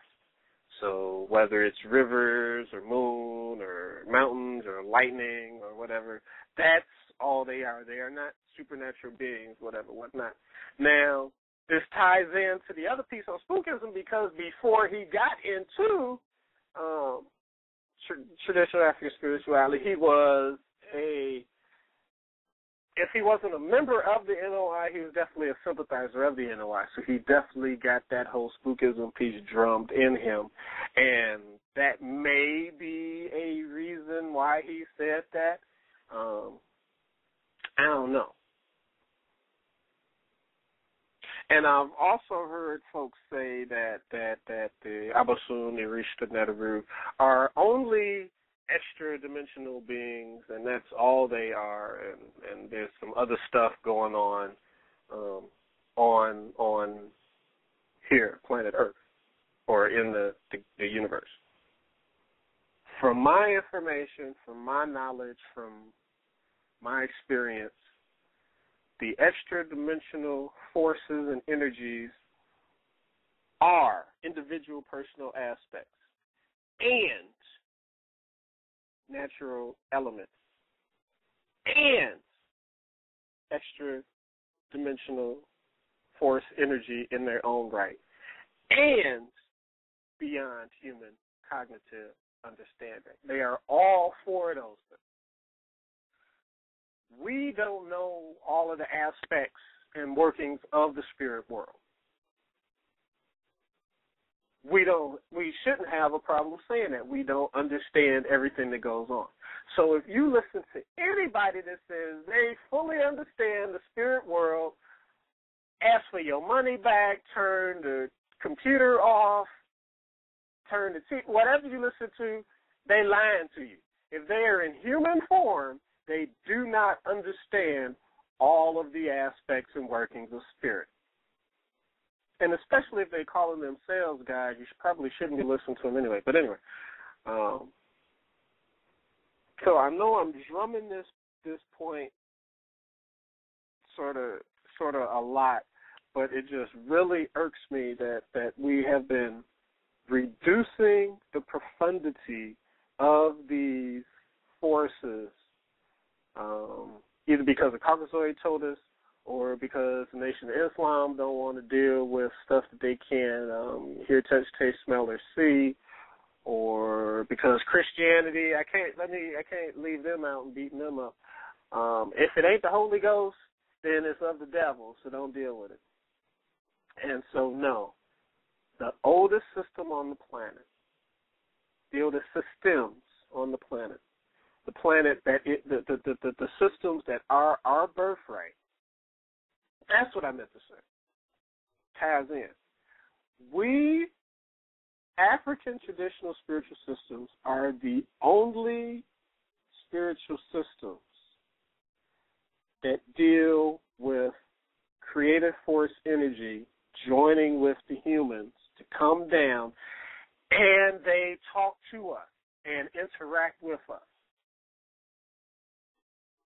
When you look at the Eastern systems, they may have human spirit interplay, but to my knowledge, please correct me if I'm wrong, because I don't try to claim that I know everything. But in the stuff that I see, when they get of the spirit or a different spirit comes in them, then I have seen, on TV and stuff, the festivals where these folks show all these different feats where they stick these long pins in them and then they attach big, huge stones. The pin go through their jaw and their lip, and then they put these big stones to it, and they don't feel the pain, and they walk through it, and they're filled with this whatever energy, and they can walk on the coals. I mean, for real, walking on hot coals and stuff, because I've seen quite a few shows that, have tried to falsify that whole practice, but I'm talking about the for real folks who really, really do it. And so I have seen different energies manifesting in humans within India on that level. But as far as, and then we're also talking a multiplicity of energies doing it.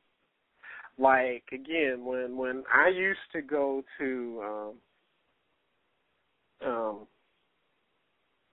Theta yoga meditation rituals, yes, I did that too. It was all about meditating. It was all about, being quiet and calm and having the energy moves through everybody, and on an individual level, check that we're going to come back to that.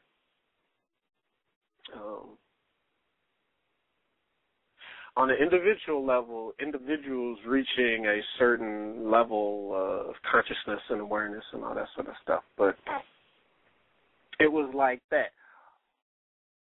Also with the Asian understanding, again, it may be one person or two people who are the second coming of this particular entity or whatnot, and then they speak.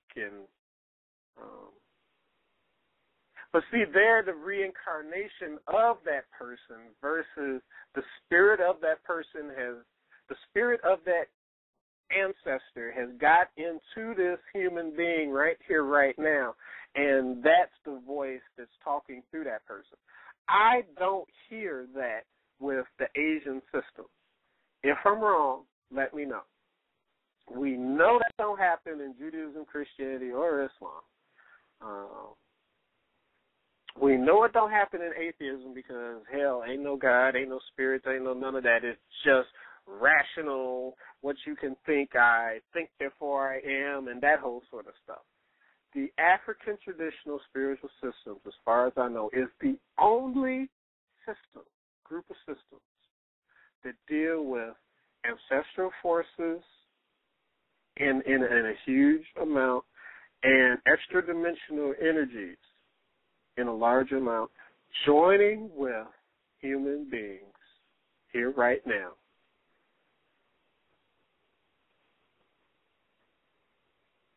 Displacing that person's consciousness and using their consciousness, using their voice to speak.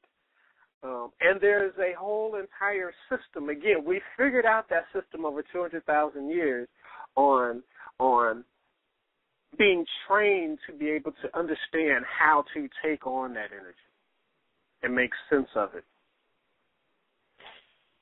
And there's a whole protocol that has to take place when an ancestor or a spirit or a higher spirit, if you will, comes down. There's a whole load of protocol that takes place as far as who they greet first, how they announce themselves, all that sort of stuff. And if that spirit, whatever that spirit is, doesn't go through that protocol, then we have ways of expelling that spirit from there.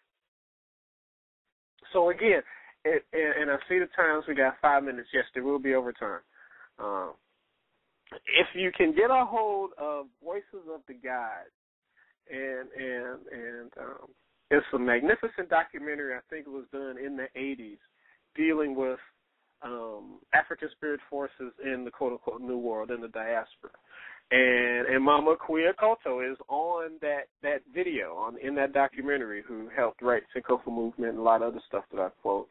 She's here in D.C. She talks about the fact that, talking about possession and and she was talking about The Exorcist, that movie, because that was the popular movie and scared the heck out of me when I was a kid, and I'm sure it scared a whole bunch of other folks.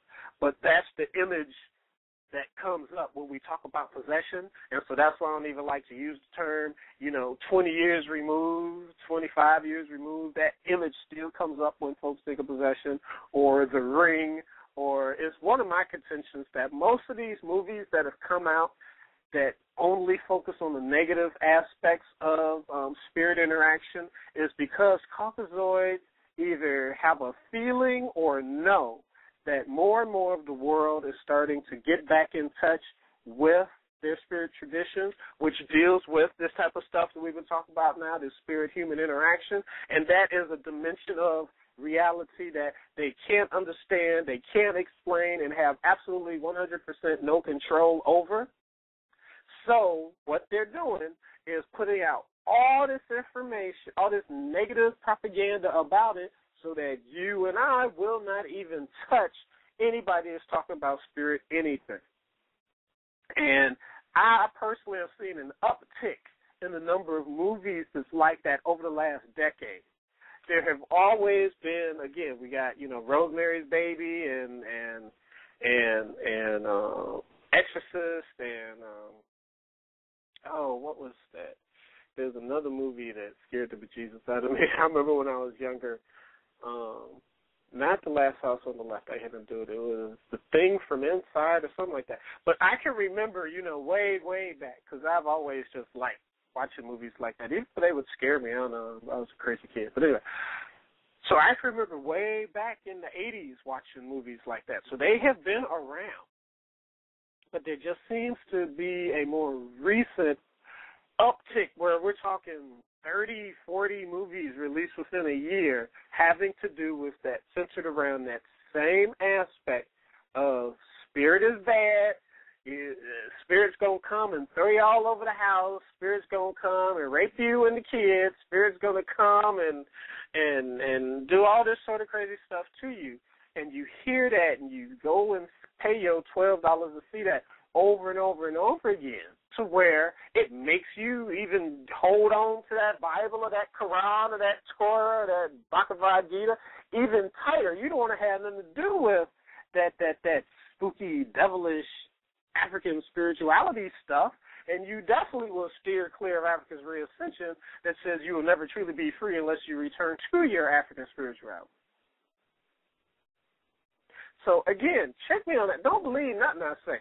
Check me on that with the movies. I'm telling you, you will be amazed over the last decade of all of the movies that have come out talking about that. Now, I can just think of, The Ring, but that was even a few more months ago. They've had, the exorcism of Emily Rose, or the possession of Emily Rose, and the Stigmata, and I ain't gonna go through the movies, but y'all can check that out. But we got about 2 minutes left, so I've been beating that point so that folks will know that that's a huge part, if not the core crux of real African spirituality, is human spirit interaction.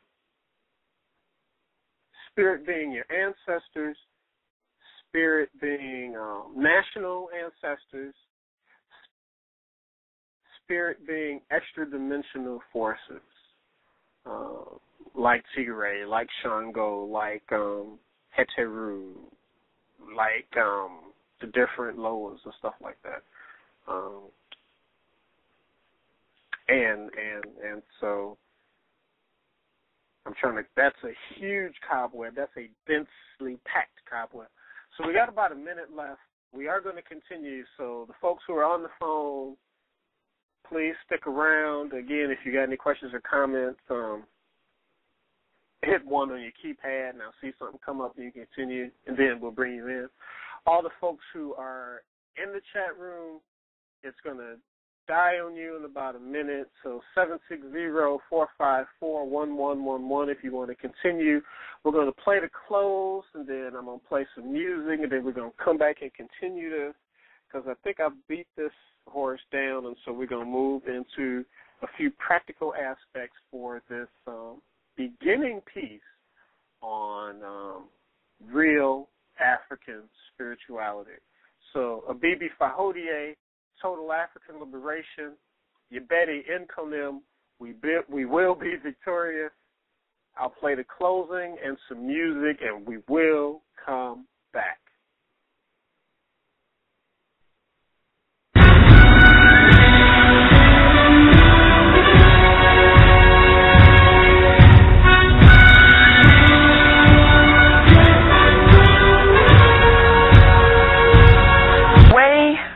System of European control works is that you have to accept a concept of reality which makes them superior. If you deny that, their thing will not work, and they will lose their control.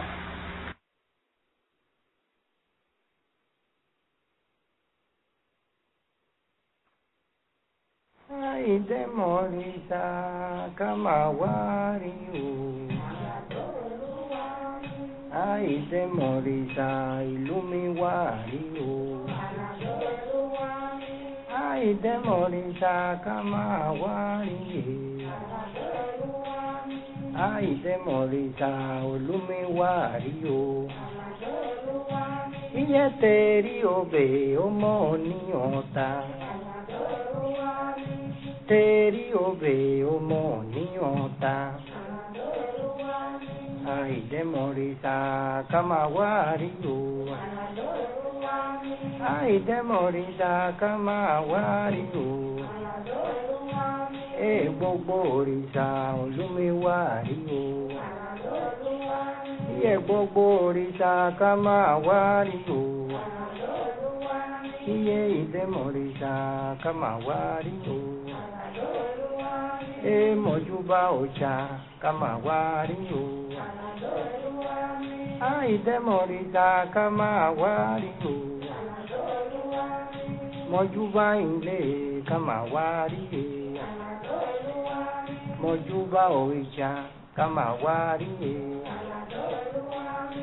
Tẹ̀rí obè ọmọ ní ọ̀tá.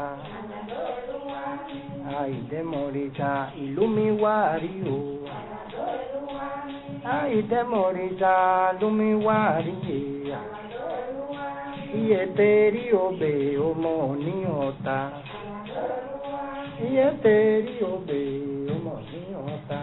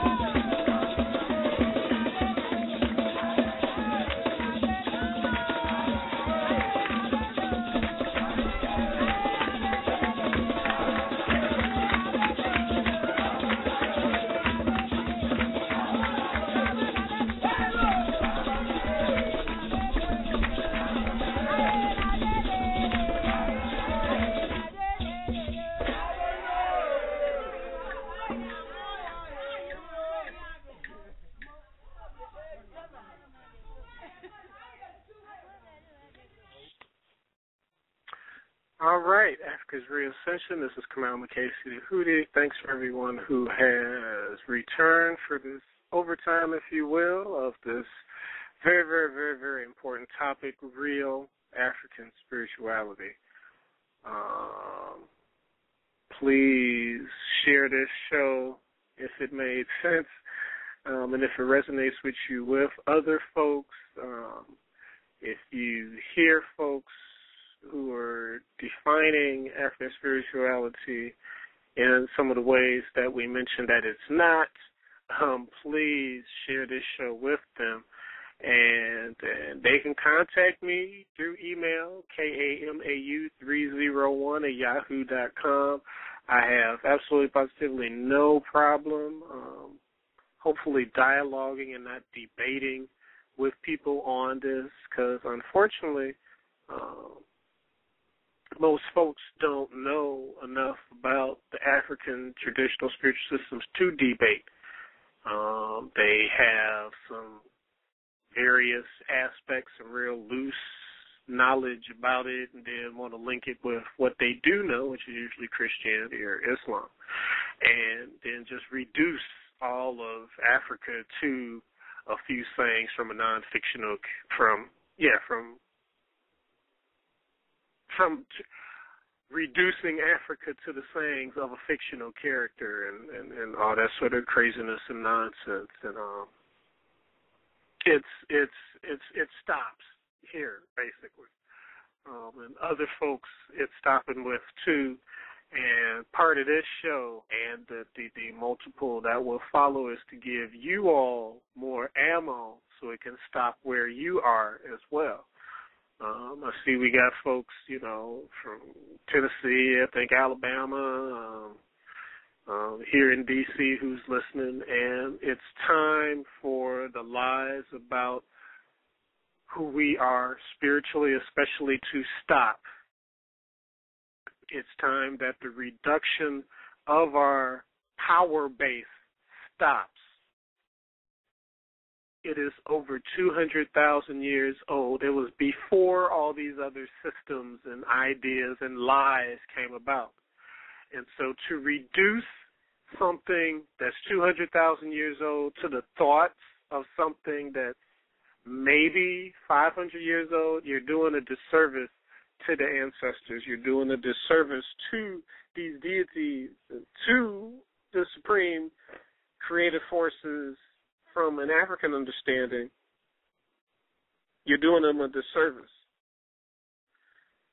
Coming again from African Personality in America.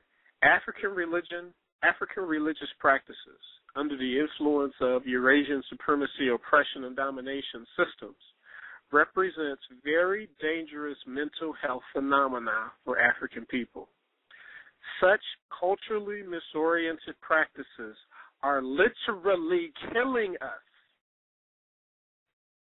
because they are defined and controlled by such systems. One of the many great contradictions in them are the various names that we use for the Creator, creative forces, and its attributes derived from the foreign alien cultures which invented or modified what they stole from us and control these religions. Christianity and Christ, Jesus, Jehovah, Islam and Allah, Judaism and Yahweh, etc. All of these are non-indigenous African words, non-African languages, not related to an indigenous African ethnic cultural group's language form, and these deities are also non-African.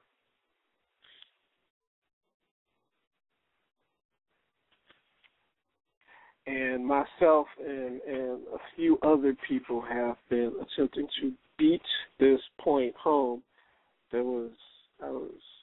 thought there was another quote, another piece where he talks about, we're spitting in the face of our ancestors when we do that. But I can't find it now. We got more limited time now, so we got to come home. If I may, I need to go back. I think I definitely harped a lot on what it is, and I sort of zoomed through what it's not. And I deliberately didn't want to touch a whole lot on the New Age stuff because, like I said, I got a whole show that I'm going to deal with that at a later date. But one of the things, and I had put this piece together solely for this show, so I want to go ahead and get it in here, is, how did I label it?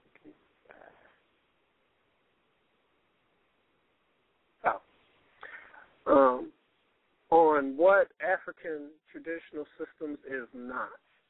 And please go back and check out The Future of African Gods, arguably one of the best things that Malefi Asante has done of recent time, in my opinion.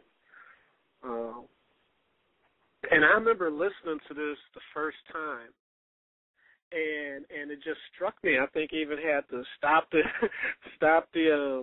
VCR at that time and just let this point marinate. While he's going to make a point for Christianity specifically, I would pose that the point that he's going to make in this quote is true for Islam and is true for the Eastern systems as well. So what he's about to say within African spirituality being a collective type of spiritual system would then again be another piece that only we deal with. I mentioned before that a specificity of our African systems is that human spirit joining, interaction, sharing messages, dancing with us, that whole thing. I don't think there are other non-African cultures that do that, non-African spiritual systems that do that. But this piece also, this part, okay, now let me take it back. I think the collectivity piece was also there with the quote-unquote Native Americans. I don't think they had what Malefi Asante is about to say. So let me shut up, play the quote, and then go from there. This is something that African spirituality, real African spirituality, is not about. In most religions that are not African, people are really, it's a whole individual thing. I'm going to be saved myself. Go on to heaven. Forget the rest of y'all. You know? Jesus is my personal savior. You know what I mean? You know, hey, the African look at you kind of strange.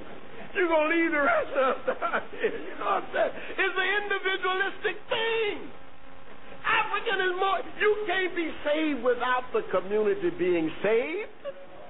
How can you do that?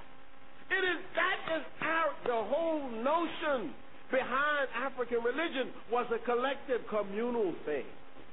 I am because we are. And in fact, if I do something that was outrageous, then I could be shamed. Shame comes from the community, you see. Guilt is individual. There's two different kinds of controls. The African control is shame. You know, when someone do something, you say, oh, no, you know, let's not even deal with that person. Outcast, put them out somewhere. But with other religions, sometimes people will walk around and they feel all guilty and beat up, and you don't even know it. They're sitting right in the midst of you. That's a different kind of religion. It's an individual control. It's a policing function. But it's a policing function that can only operate when you have a person with a whole notion of individual guilt. And that's why the Africans don't have that. There's no African religion that has that concept. And the reason you don't have that concept is because you are communal. You function as a part of the community. You are in the community. You work with the community. And in that way, you are different, and you have a whole different attitude and a different response. The ethical condition is different. And so that was from Malefi Asante, Future of African Gods. We have that lecture, that entire lecture in our archives. And so if you haven't heard it and downloaded it, please, Lapaucho, Tafadali. I'm trying to think of please in other languages. You want to, other African languages, you want to check that out. It was, while we here at Afrika's REASCENSION don't necessarily prescribe to his Patari model that he talks about at the end, popular traditional African religions everywhere, where he talks about you take bits and pieces of it and form it into one supra system and then go from there. I don't necessarily ascribe to that. I say I'm with some other folks that we can tap back into our lineages and get into the specific systems of our families before we were taken over here. And even before I would suggest a Patari system, I would say that Europe, Ifa, Akan, and the Vodou systems have made the trek across the waters over here in America. And so I would say if you needed a area to go to learn about our systems before you got into maybe your specific lineage system, then go to one of those three and get that experience. And then, if you find out that you're a Mende or Songhai or something else, then you can, go back home over that way and learn those particular traditions, see if you're supposed to bring some of those over here. I don't know. While there's a whole bunch of spiritual systems on the continent, I'm happy, as far as I know, that only 3 have made it across, so that we don't have Afri spiritual set tripping going on. And it's a shame. It's already sort of it's going on with a few individuals, if you will. I've heard of one, and I ain't mentioning no names so I can share this. I've heard of one marriage dissolving, unfortunately, because the brother was a Khan and the sister was Yoruba. And, I mean, this was a bit younger in my development, and I was still just like, huh? That don't make no sense. I could definitely see, Yoruba and Christian, a Khan and Muslim failing, because those are 2 completely 180-degree different systems, Utamawazos, Asilis that work, all of that. So I can definitely understand that not working. But 2 systems coming from basically the same culturally structured thought framework not being able to work, I think that was more from the brother's personality not wanting it to work versus those 2 systems per se not being able to work. Because I personally know folks who have, heck, here in D.C., that we have a brother who started off, he was actually the first Akan Okomfo in the D.C. area. So he started off a Khan, if you will, and he has now married a sister who is an Orishinala, Babalawo within the Ifa system. And so they are fusing those 2 houses, those 2 wealth areas of information together practically seamlessly. The Baba and the Kwaba and the Brown can read from the pot of the Akan divinatory system, as well as through the Apeles or the Obiabatas of the Ifa system. And so, me, myself, I don't see any huge problems with fusing those 2 systems or any traditional African systems together within a family structure to make it work. Y'all might have to work out how the holy days fall and stuff like that, but so when I heard that example, it just saddened me. I was about to get into another piece of what African spirituality is not, which I forgot about, but I see we have a caller, and he's I'm glad that we're getting some interaction here. So I'm about to bring this caller on. 202-446. You are live. Please state your name. Where are you calling from? Peace and blessings. My name is Imani. I'm calling from D.C. Hey, how's it going, Imani? It's going good. It's going good. I was just press 1 in the keypad because I just wanted to really thank you for bringing this information. And it's not, as far as it coming into my life, it's, clearly not by chance or coincidence or, by accident. I was living in New York for about a year and a half last year, and just really going through some serious challenges within my life, and it actually led me to practice Buddhism, of which my father has been practicing for since like early 80s. And then I finally, he's always been trying to get me to practice, and I always rejected like everybody else in my family. My family is Christian based. But anyhow, it led me to begin practicing that, and it went well for some time. It was what was needed for me at the time that I was going through that. But in continuing to go through that practice, I couldn't help but, kind of be bothered by the fact that, I know who I am as an African woman. So if I know that I'm an African woman, why is it that I'm here practicing, a spiritual base that is of another culture? Now I've heard that, and I don't know how true it is. I haven't, done the research, but I've heard that Buddhism is originated in Africa. But yet, the religion of which I was practicing was not, clearly African at all. We clearly embraced Japanese culture. And so I really had a problem with that. I really, grew to have a problem with that. And, fast forward, make a long story short, I attended the Sankofa conference here in D.C. The beginning of this month. And, ever since then, it's just that's just it. I'm not stopping. I put up an altar. I'm speaking to my ancestors now. I'm offering food. So I'm learning. You know what I mean? So this whole show that you got going on here is just like right on time. In my journey. So I just want to thank you for bringing this platform. No problem. Thank you. And we may have crossed each other because I was there. I was at Sankofa conference. Oh, okay. So maybe I don't know if you picked up maybe one of the newsletters I was passing around or something.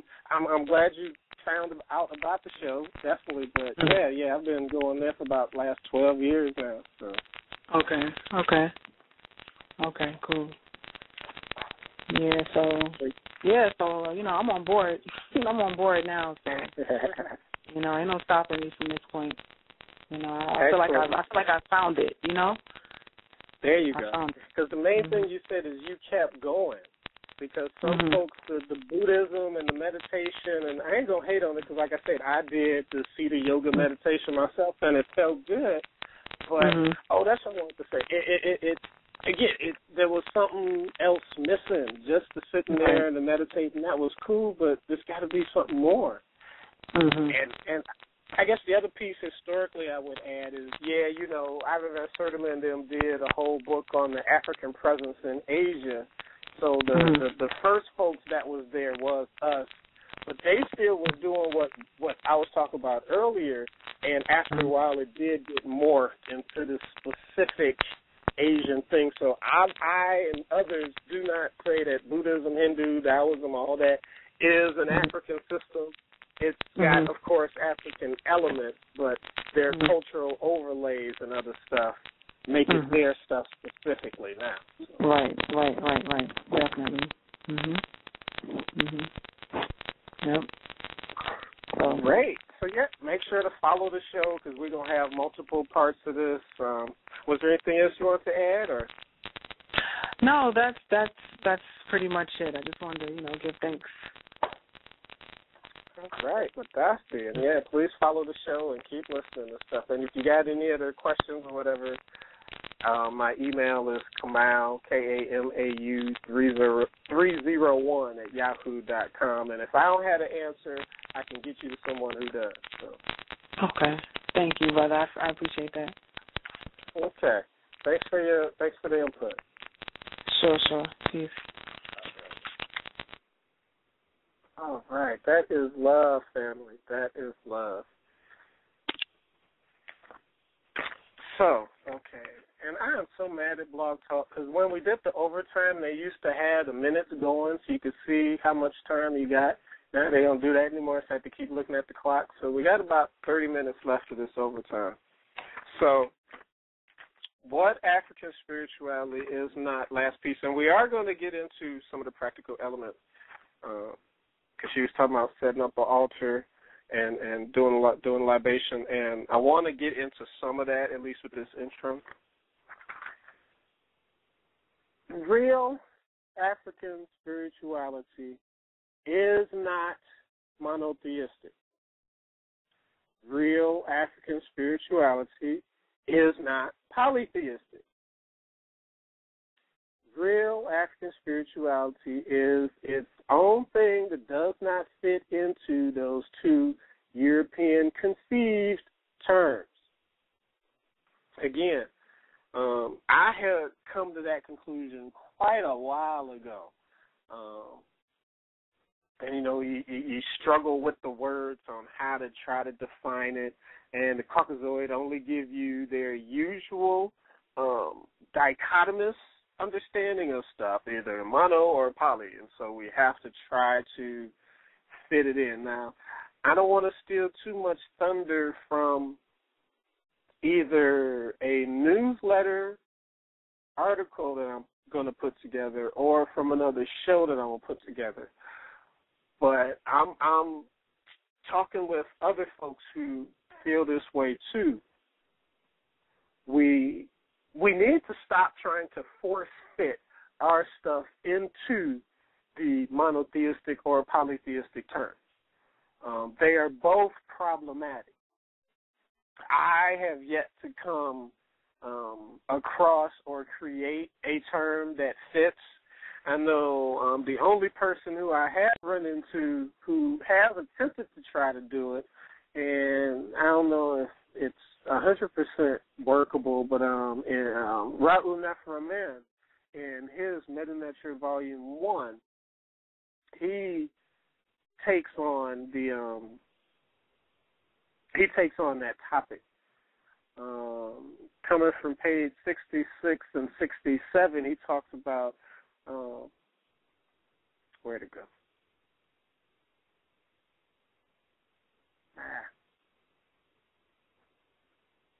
So they describe, page 67. So they described our religious practices as polytheistic. We must reject it for obvious reasons. And since the term monotheism fails to convey the reality that the one God function lives through a plurality of integral parts, it too must be rejected. So then he says, in this book, I will use my coinages, Systeism, Systeism,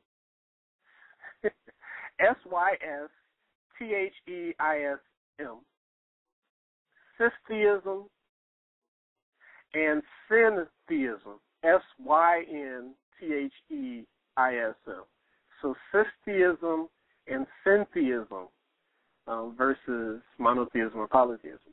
He says both Syn, S-Y-N, and Sys, S-Y-S, are variants of the same prefix carrying the basic meaning of a whole compounded of several parts.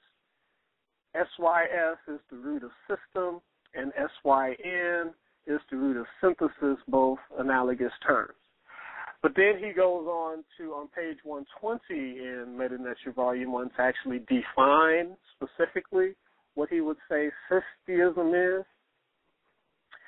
A whole, the whole being Supreme God, compounded of several integral parts, the smaller God, acting in concert with each other to fulfill the will of the whole. So a whole compounded of several integral parts, acting in concert with each other to fulfill the will of the whole. That could work. That might work. It I don't know. It's at least an attempt, and I can almost I'm gonna try it.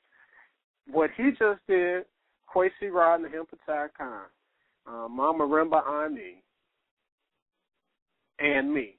So that's 4 people that I've come across in the last 16 or so years. Oh, excuse me, I'm sorry. Okot B. Patek, OKOT_BITEK.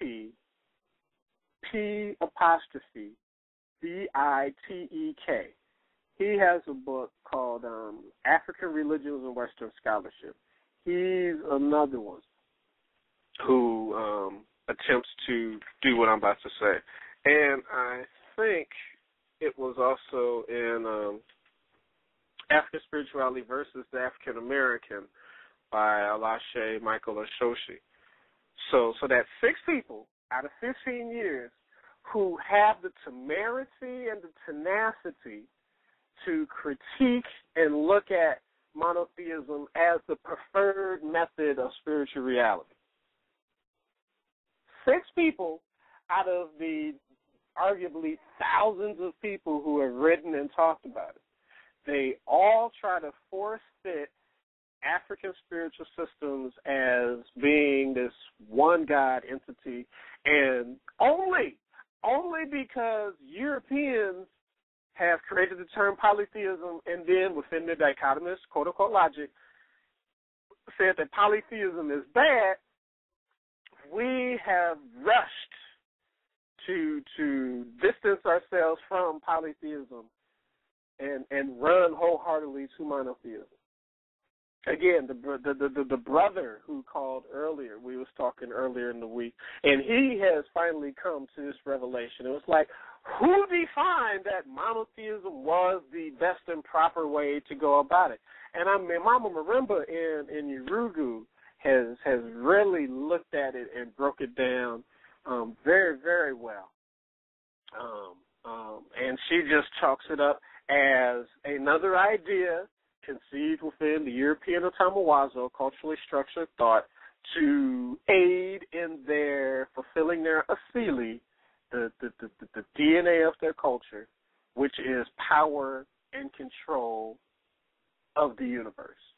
And so monotheism, putting everything under one umbrella, and that one umbrella they control, and the highest piece within that umbrella that they control looks like them. It just all fits very, very well in their power and control dynamic. And so she lays that out and breaks that down. And Kwesi Rod just comes out directly and talks about we have many, many, many gods. And it's about understanding the interaction and interplay of those deities and those energy forces amongst themselves, with us, with nature, and all that other stuff. It's about doing that. And I could go on and on about that, but like I said, I don't want to steal the thunder from this larger piece on that. You see, I got a whole bunch of irons in the fire as far as things I'm working on, but this monotheistic piece as being the only intelligent, only modern, only proper and right way of dealing with creative forces. I am taking a battle axe too, and I'm trying to enlist some other folks to join me in that journey. So at least for now, I will say that real African spirituality is not monotheistic and it's not polytheistic. It is. 200,000 years ago, folks did not have an issue dealing with when you needed rain, you talked to the god or goddess of rain. When you needed some minerals from a particular area, you talk to the Momotia or the little people of that area, the little people of that area on the spiritual plane who have knowledge of the herbs and all that sort of stuff, to go get this particular herb and show me herbs and show me how to work them. We didn't have a problem with the multiplicity of spirit forces and their interplay and working with them. Only recently, with Caucasoids coming in and telling us certain things, do we now try to force fit the round understanding of African spirituality into the square peg, the very small square peg of European thought. And I think we do a disservice when we call our systems monotheistic or polytheistic.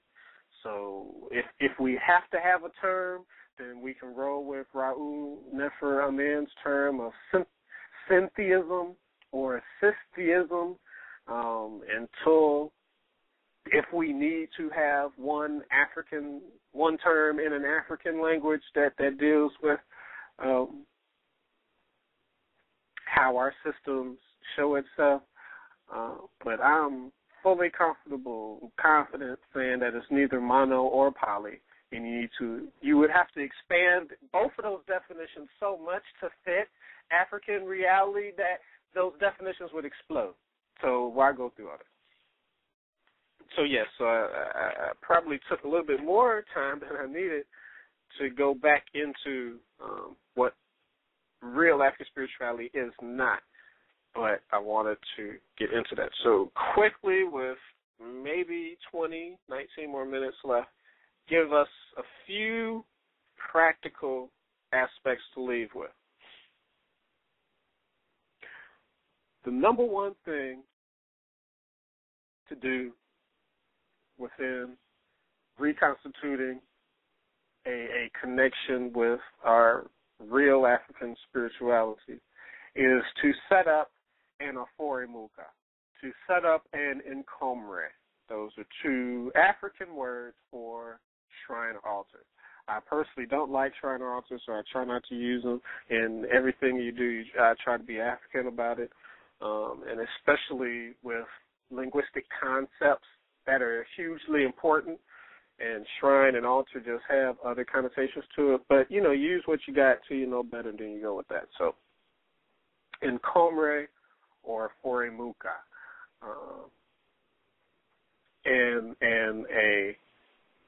that's what the sister was talking about. That she came to Sankofa conference, and that was one of the first things after she left, got back home. She set up an altar, an Nkomre. The best definition, at least for my brain, all of our brains work differently, is the Nkomre is the human spirit interaction nexus point. Now, of course, we all know the Akan proverb, if you want to speak to God, speak to the wind. And the other one, no one teaches a child about God. And so you, quote unquote, some folks will say you don't have to have it up. If you want to talk to the creative forces, you can, anywhere, at any time. And that is true. You also do want to have in your house a centralized area for that interaction that is just teeming with that spiritual energy, so that when you go to it, when you've got questions, when you got an issue, when you just want to know something, that particular area is hot with the energy, and that is the dedicated space in the house for that.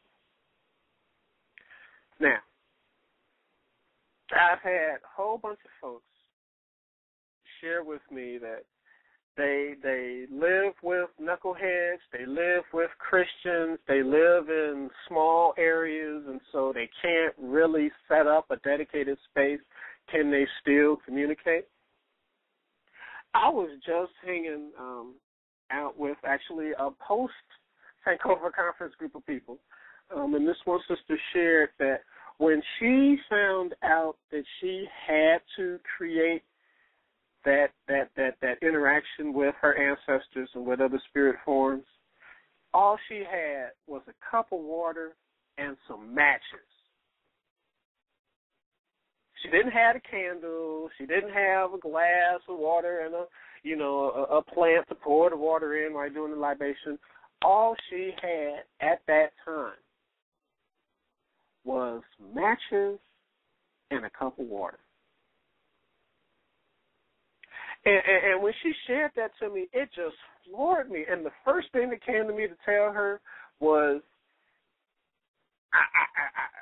I'm sorry. This is what I told her. I don't propose that I can speak for the spirit realm and I can tell you what's going on there, but I am confident in saying that they appreciated that effort of you doing that, of you having to you knew you had to do it. You didn't have all the things that you were told that you needed to interact with them, but you took what you had and made it work for you until you could expand and do better. And I just that example, I mean, and she was talking about, at the time she thought it was sort of funny. She's lighting the matches, pouring the water out on the ground, asking the question, it blow out, it, burn her fingers, she liked the other one, she would keep doing that until the answer to her question would come or whatnot. I mean, I don't know, y'all. This might be presumptuous, but I am sure her ancestors was just jumping up and down over her effort and over her doing that. Because, statistically speaking, here in America, 82% of us ain't even trying to touch African spiritual nothing. That's the numbers. I think 82% of us are caught up in Christianity right now. Here in America. And so for Christianity to lose another member, for traditional African spirituality to get another member, and then for her to put that effort in to be able to communicate with her ancestors with matches and a cup of water, I can just see them rejoicing and making sure they were going to work with her to be able to first answer the question that she was compelled to ask at that time, but then put her in a space to where she could have a dedicated human spirit nexus point, to where all of them who need to communicate to her could be able to communicate with her. So while I'm about to read off some stuff that's suggested for you to have, and in every place that I can think of, this is the minimal stuff. I have, at a time in my life, I would have what I would call a portable encombre, where if I knew I was going over somebody's house to spend the night or the weekend or whatever, I would just take a piece of cloth, a candle, and a bowl. And I remember I was in San Diego, and I did this with this one sister. She wasn't an African senator or nothing, but when I set that up, in the little corner in the room where I was and stuff, and just had it there during my weekend visit, I remember one of her kids was trying to go over there and was like, "What is that? And can I do that?" And she was like, I don't know what it is, but I know I ain't supposed to mess with it, and you can't mess with it either." And then later on I tried to explain it, a little bit to her. But at least she felt some type of importance to it, enough for me to do that, at her place. And so that's some bare minimal stuff. Water and that fire, both aspects are cleansing aspects. They can both, destroy as well in large amounts, but Fire lights the way and the water cleanses the path to ancestral communication. And so, as I probably, during you blog talkers, I probably have maybe 11 minutes left. This information I'm about to read is shared from the Nanasom in Homa by buddy of mine, Kwesi Ramhimbatai Khan. You can get it for free if you go to, this one is number, I think this is the second one. I'm sorry. I think this is the second one. Go to ajirafo.com, ODWIRAFO, ODWIRAFO.com / Nanasom, NASOM.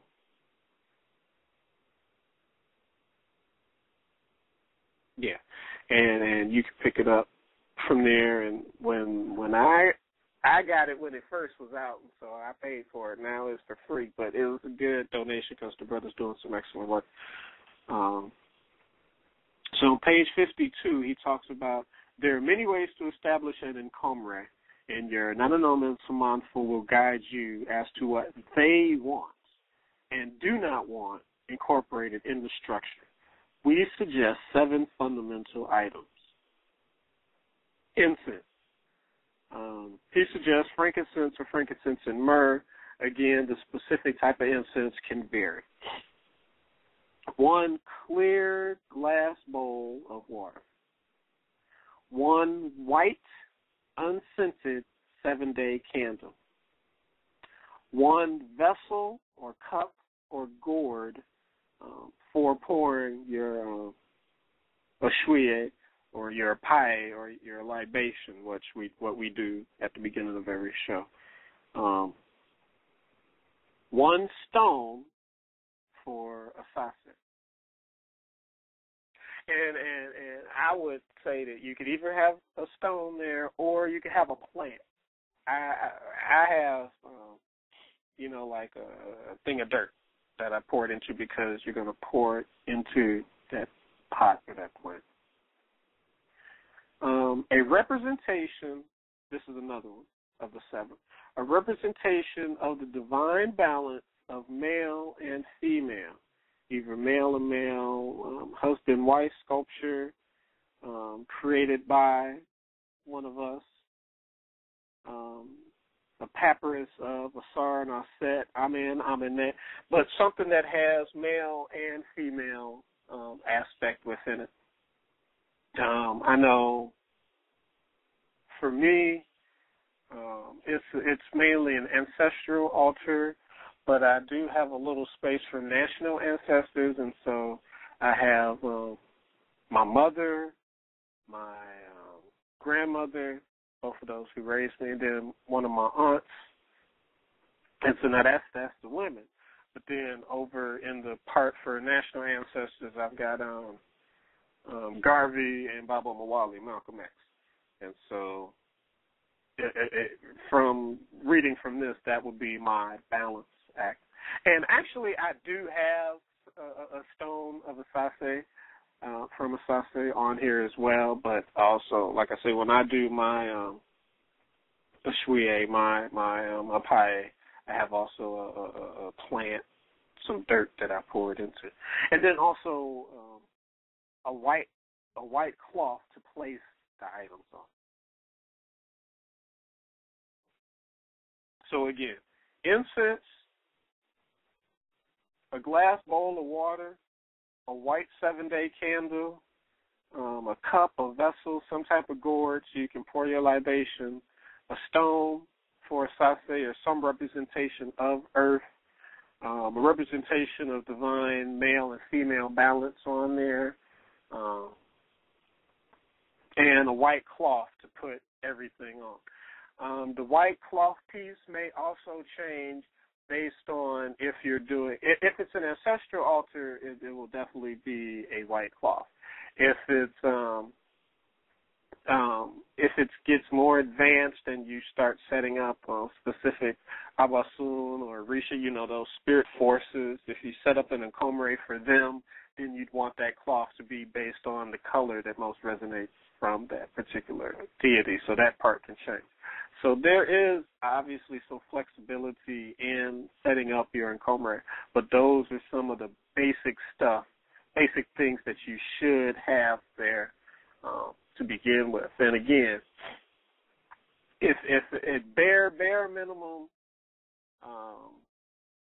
water, cloth, and candle, at bare minimum in that, candle and some water, and like we shared with the sister, hopefully it ain't got to be this bare minimum, matches and some water. Because, I know some folks who said they couldn't set anything up because they live still with their parents who are deeply in that Christian stuff, and they be all in their house or whatnot. So they might have to, those folks might have to be the matches and a cup of water folks. But, set a space aside in the closet where folks can get a hold to it. I know one brother, he created a whole little cabinet where he could set everything in, and it had a door and close it. And so he would open it and do his ashwiye, his apai when he needed to, and he'd close it back up. And so when he would have folks or whatever come over, either he could pick the whole thing up and put it somewhere else, or it'd be closed, so it just looked like a cabinet, and no one would know nobody else would be the wiser. So there's a whole bunch of different ways that you can do it. You got your own place, and you got enough information and enough confidence, you can have it all out in your living room and be like, anybody go speak ill of it, you can get the hell out of my house. So there's a whole bunch of different ways that you can work that out based on your own specific environment. We won't be able to get into the other practical aspects, but that's how we will start off next week, by getting into some of the practical aspects, and then also more focusing on clearing up the cobwebs within African spirituality, just period. I've had a few shows, not a day, like I say, don't have the rolling clock where it's cut me off in mid-sentence, and so I don't want that to happen this time. So we're going to go ahead and sign out for real. In Yame Adom, we will have a show next week. We will do part 2. Again, it's going to be multi-parts. I don't know how long it's going to be, but I was moved to do this, so I'm going to do it. Make sure you follow the show because, like I say, I'm working on getting folks who are initiated in here, and you can call in and ask more of those detailed type of questions from the folks who are initiated. And all of that. So this is going to be an excellent series. So please stay tuned and download the show. It's all for free. Give it about maybe 15 minutes after we click off. Download the show. Listen to it again. I'm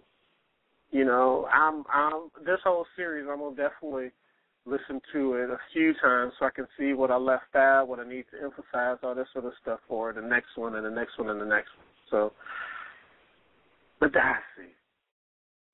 To everyone who is listening, who will listen in the archives, who will download this, pass it on to your friends. Make sure to check out AfrikanWorldAnalysis.com. That's where my news journal is. Got some great pieces in there. AfrikanWorldAnalysis.com. Check it out. See everyone next week. Abibi Fahodie, Total African Liberation. Yabedi Nkonil. We will be victorious. Next week, y'all.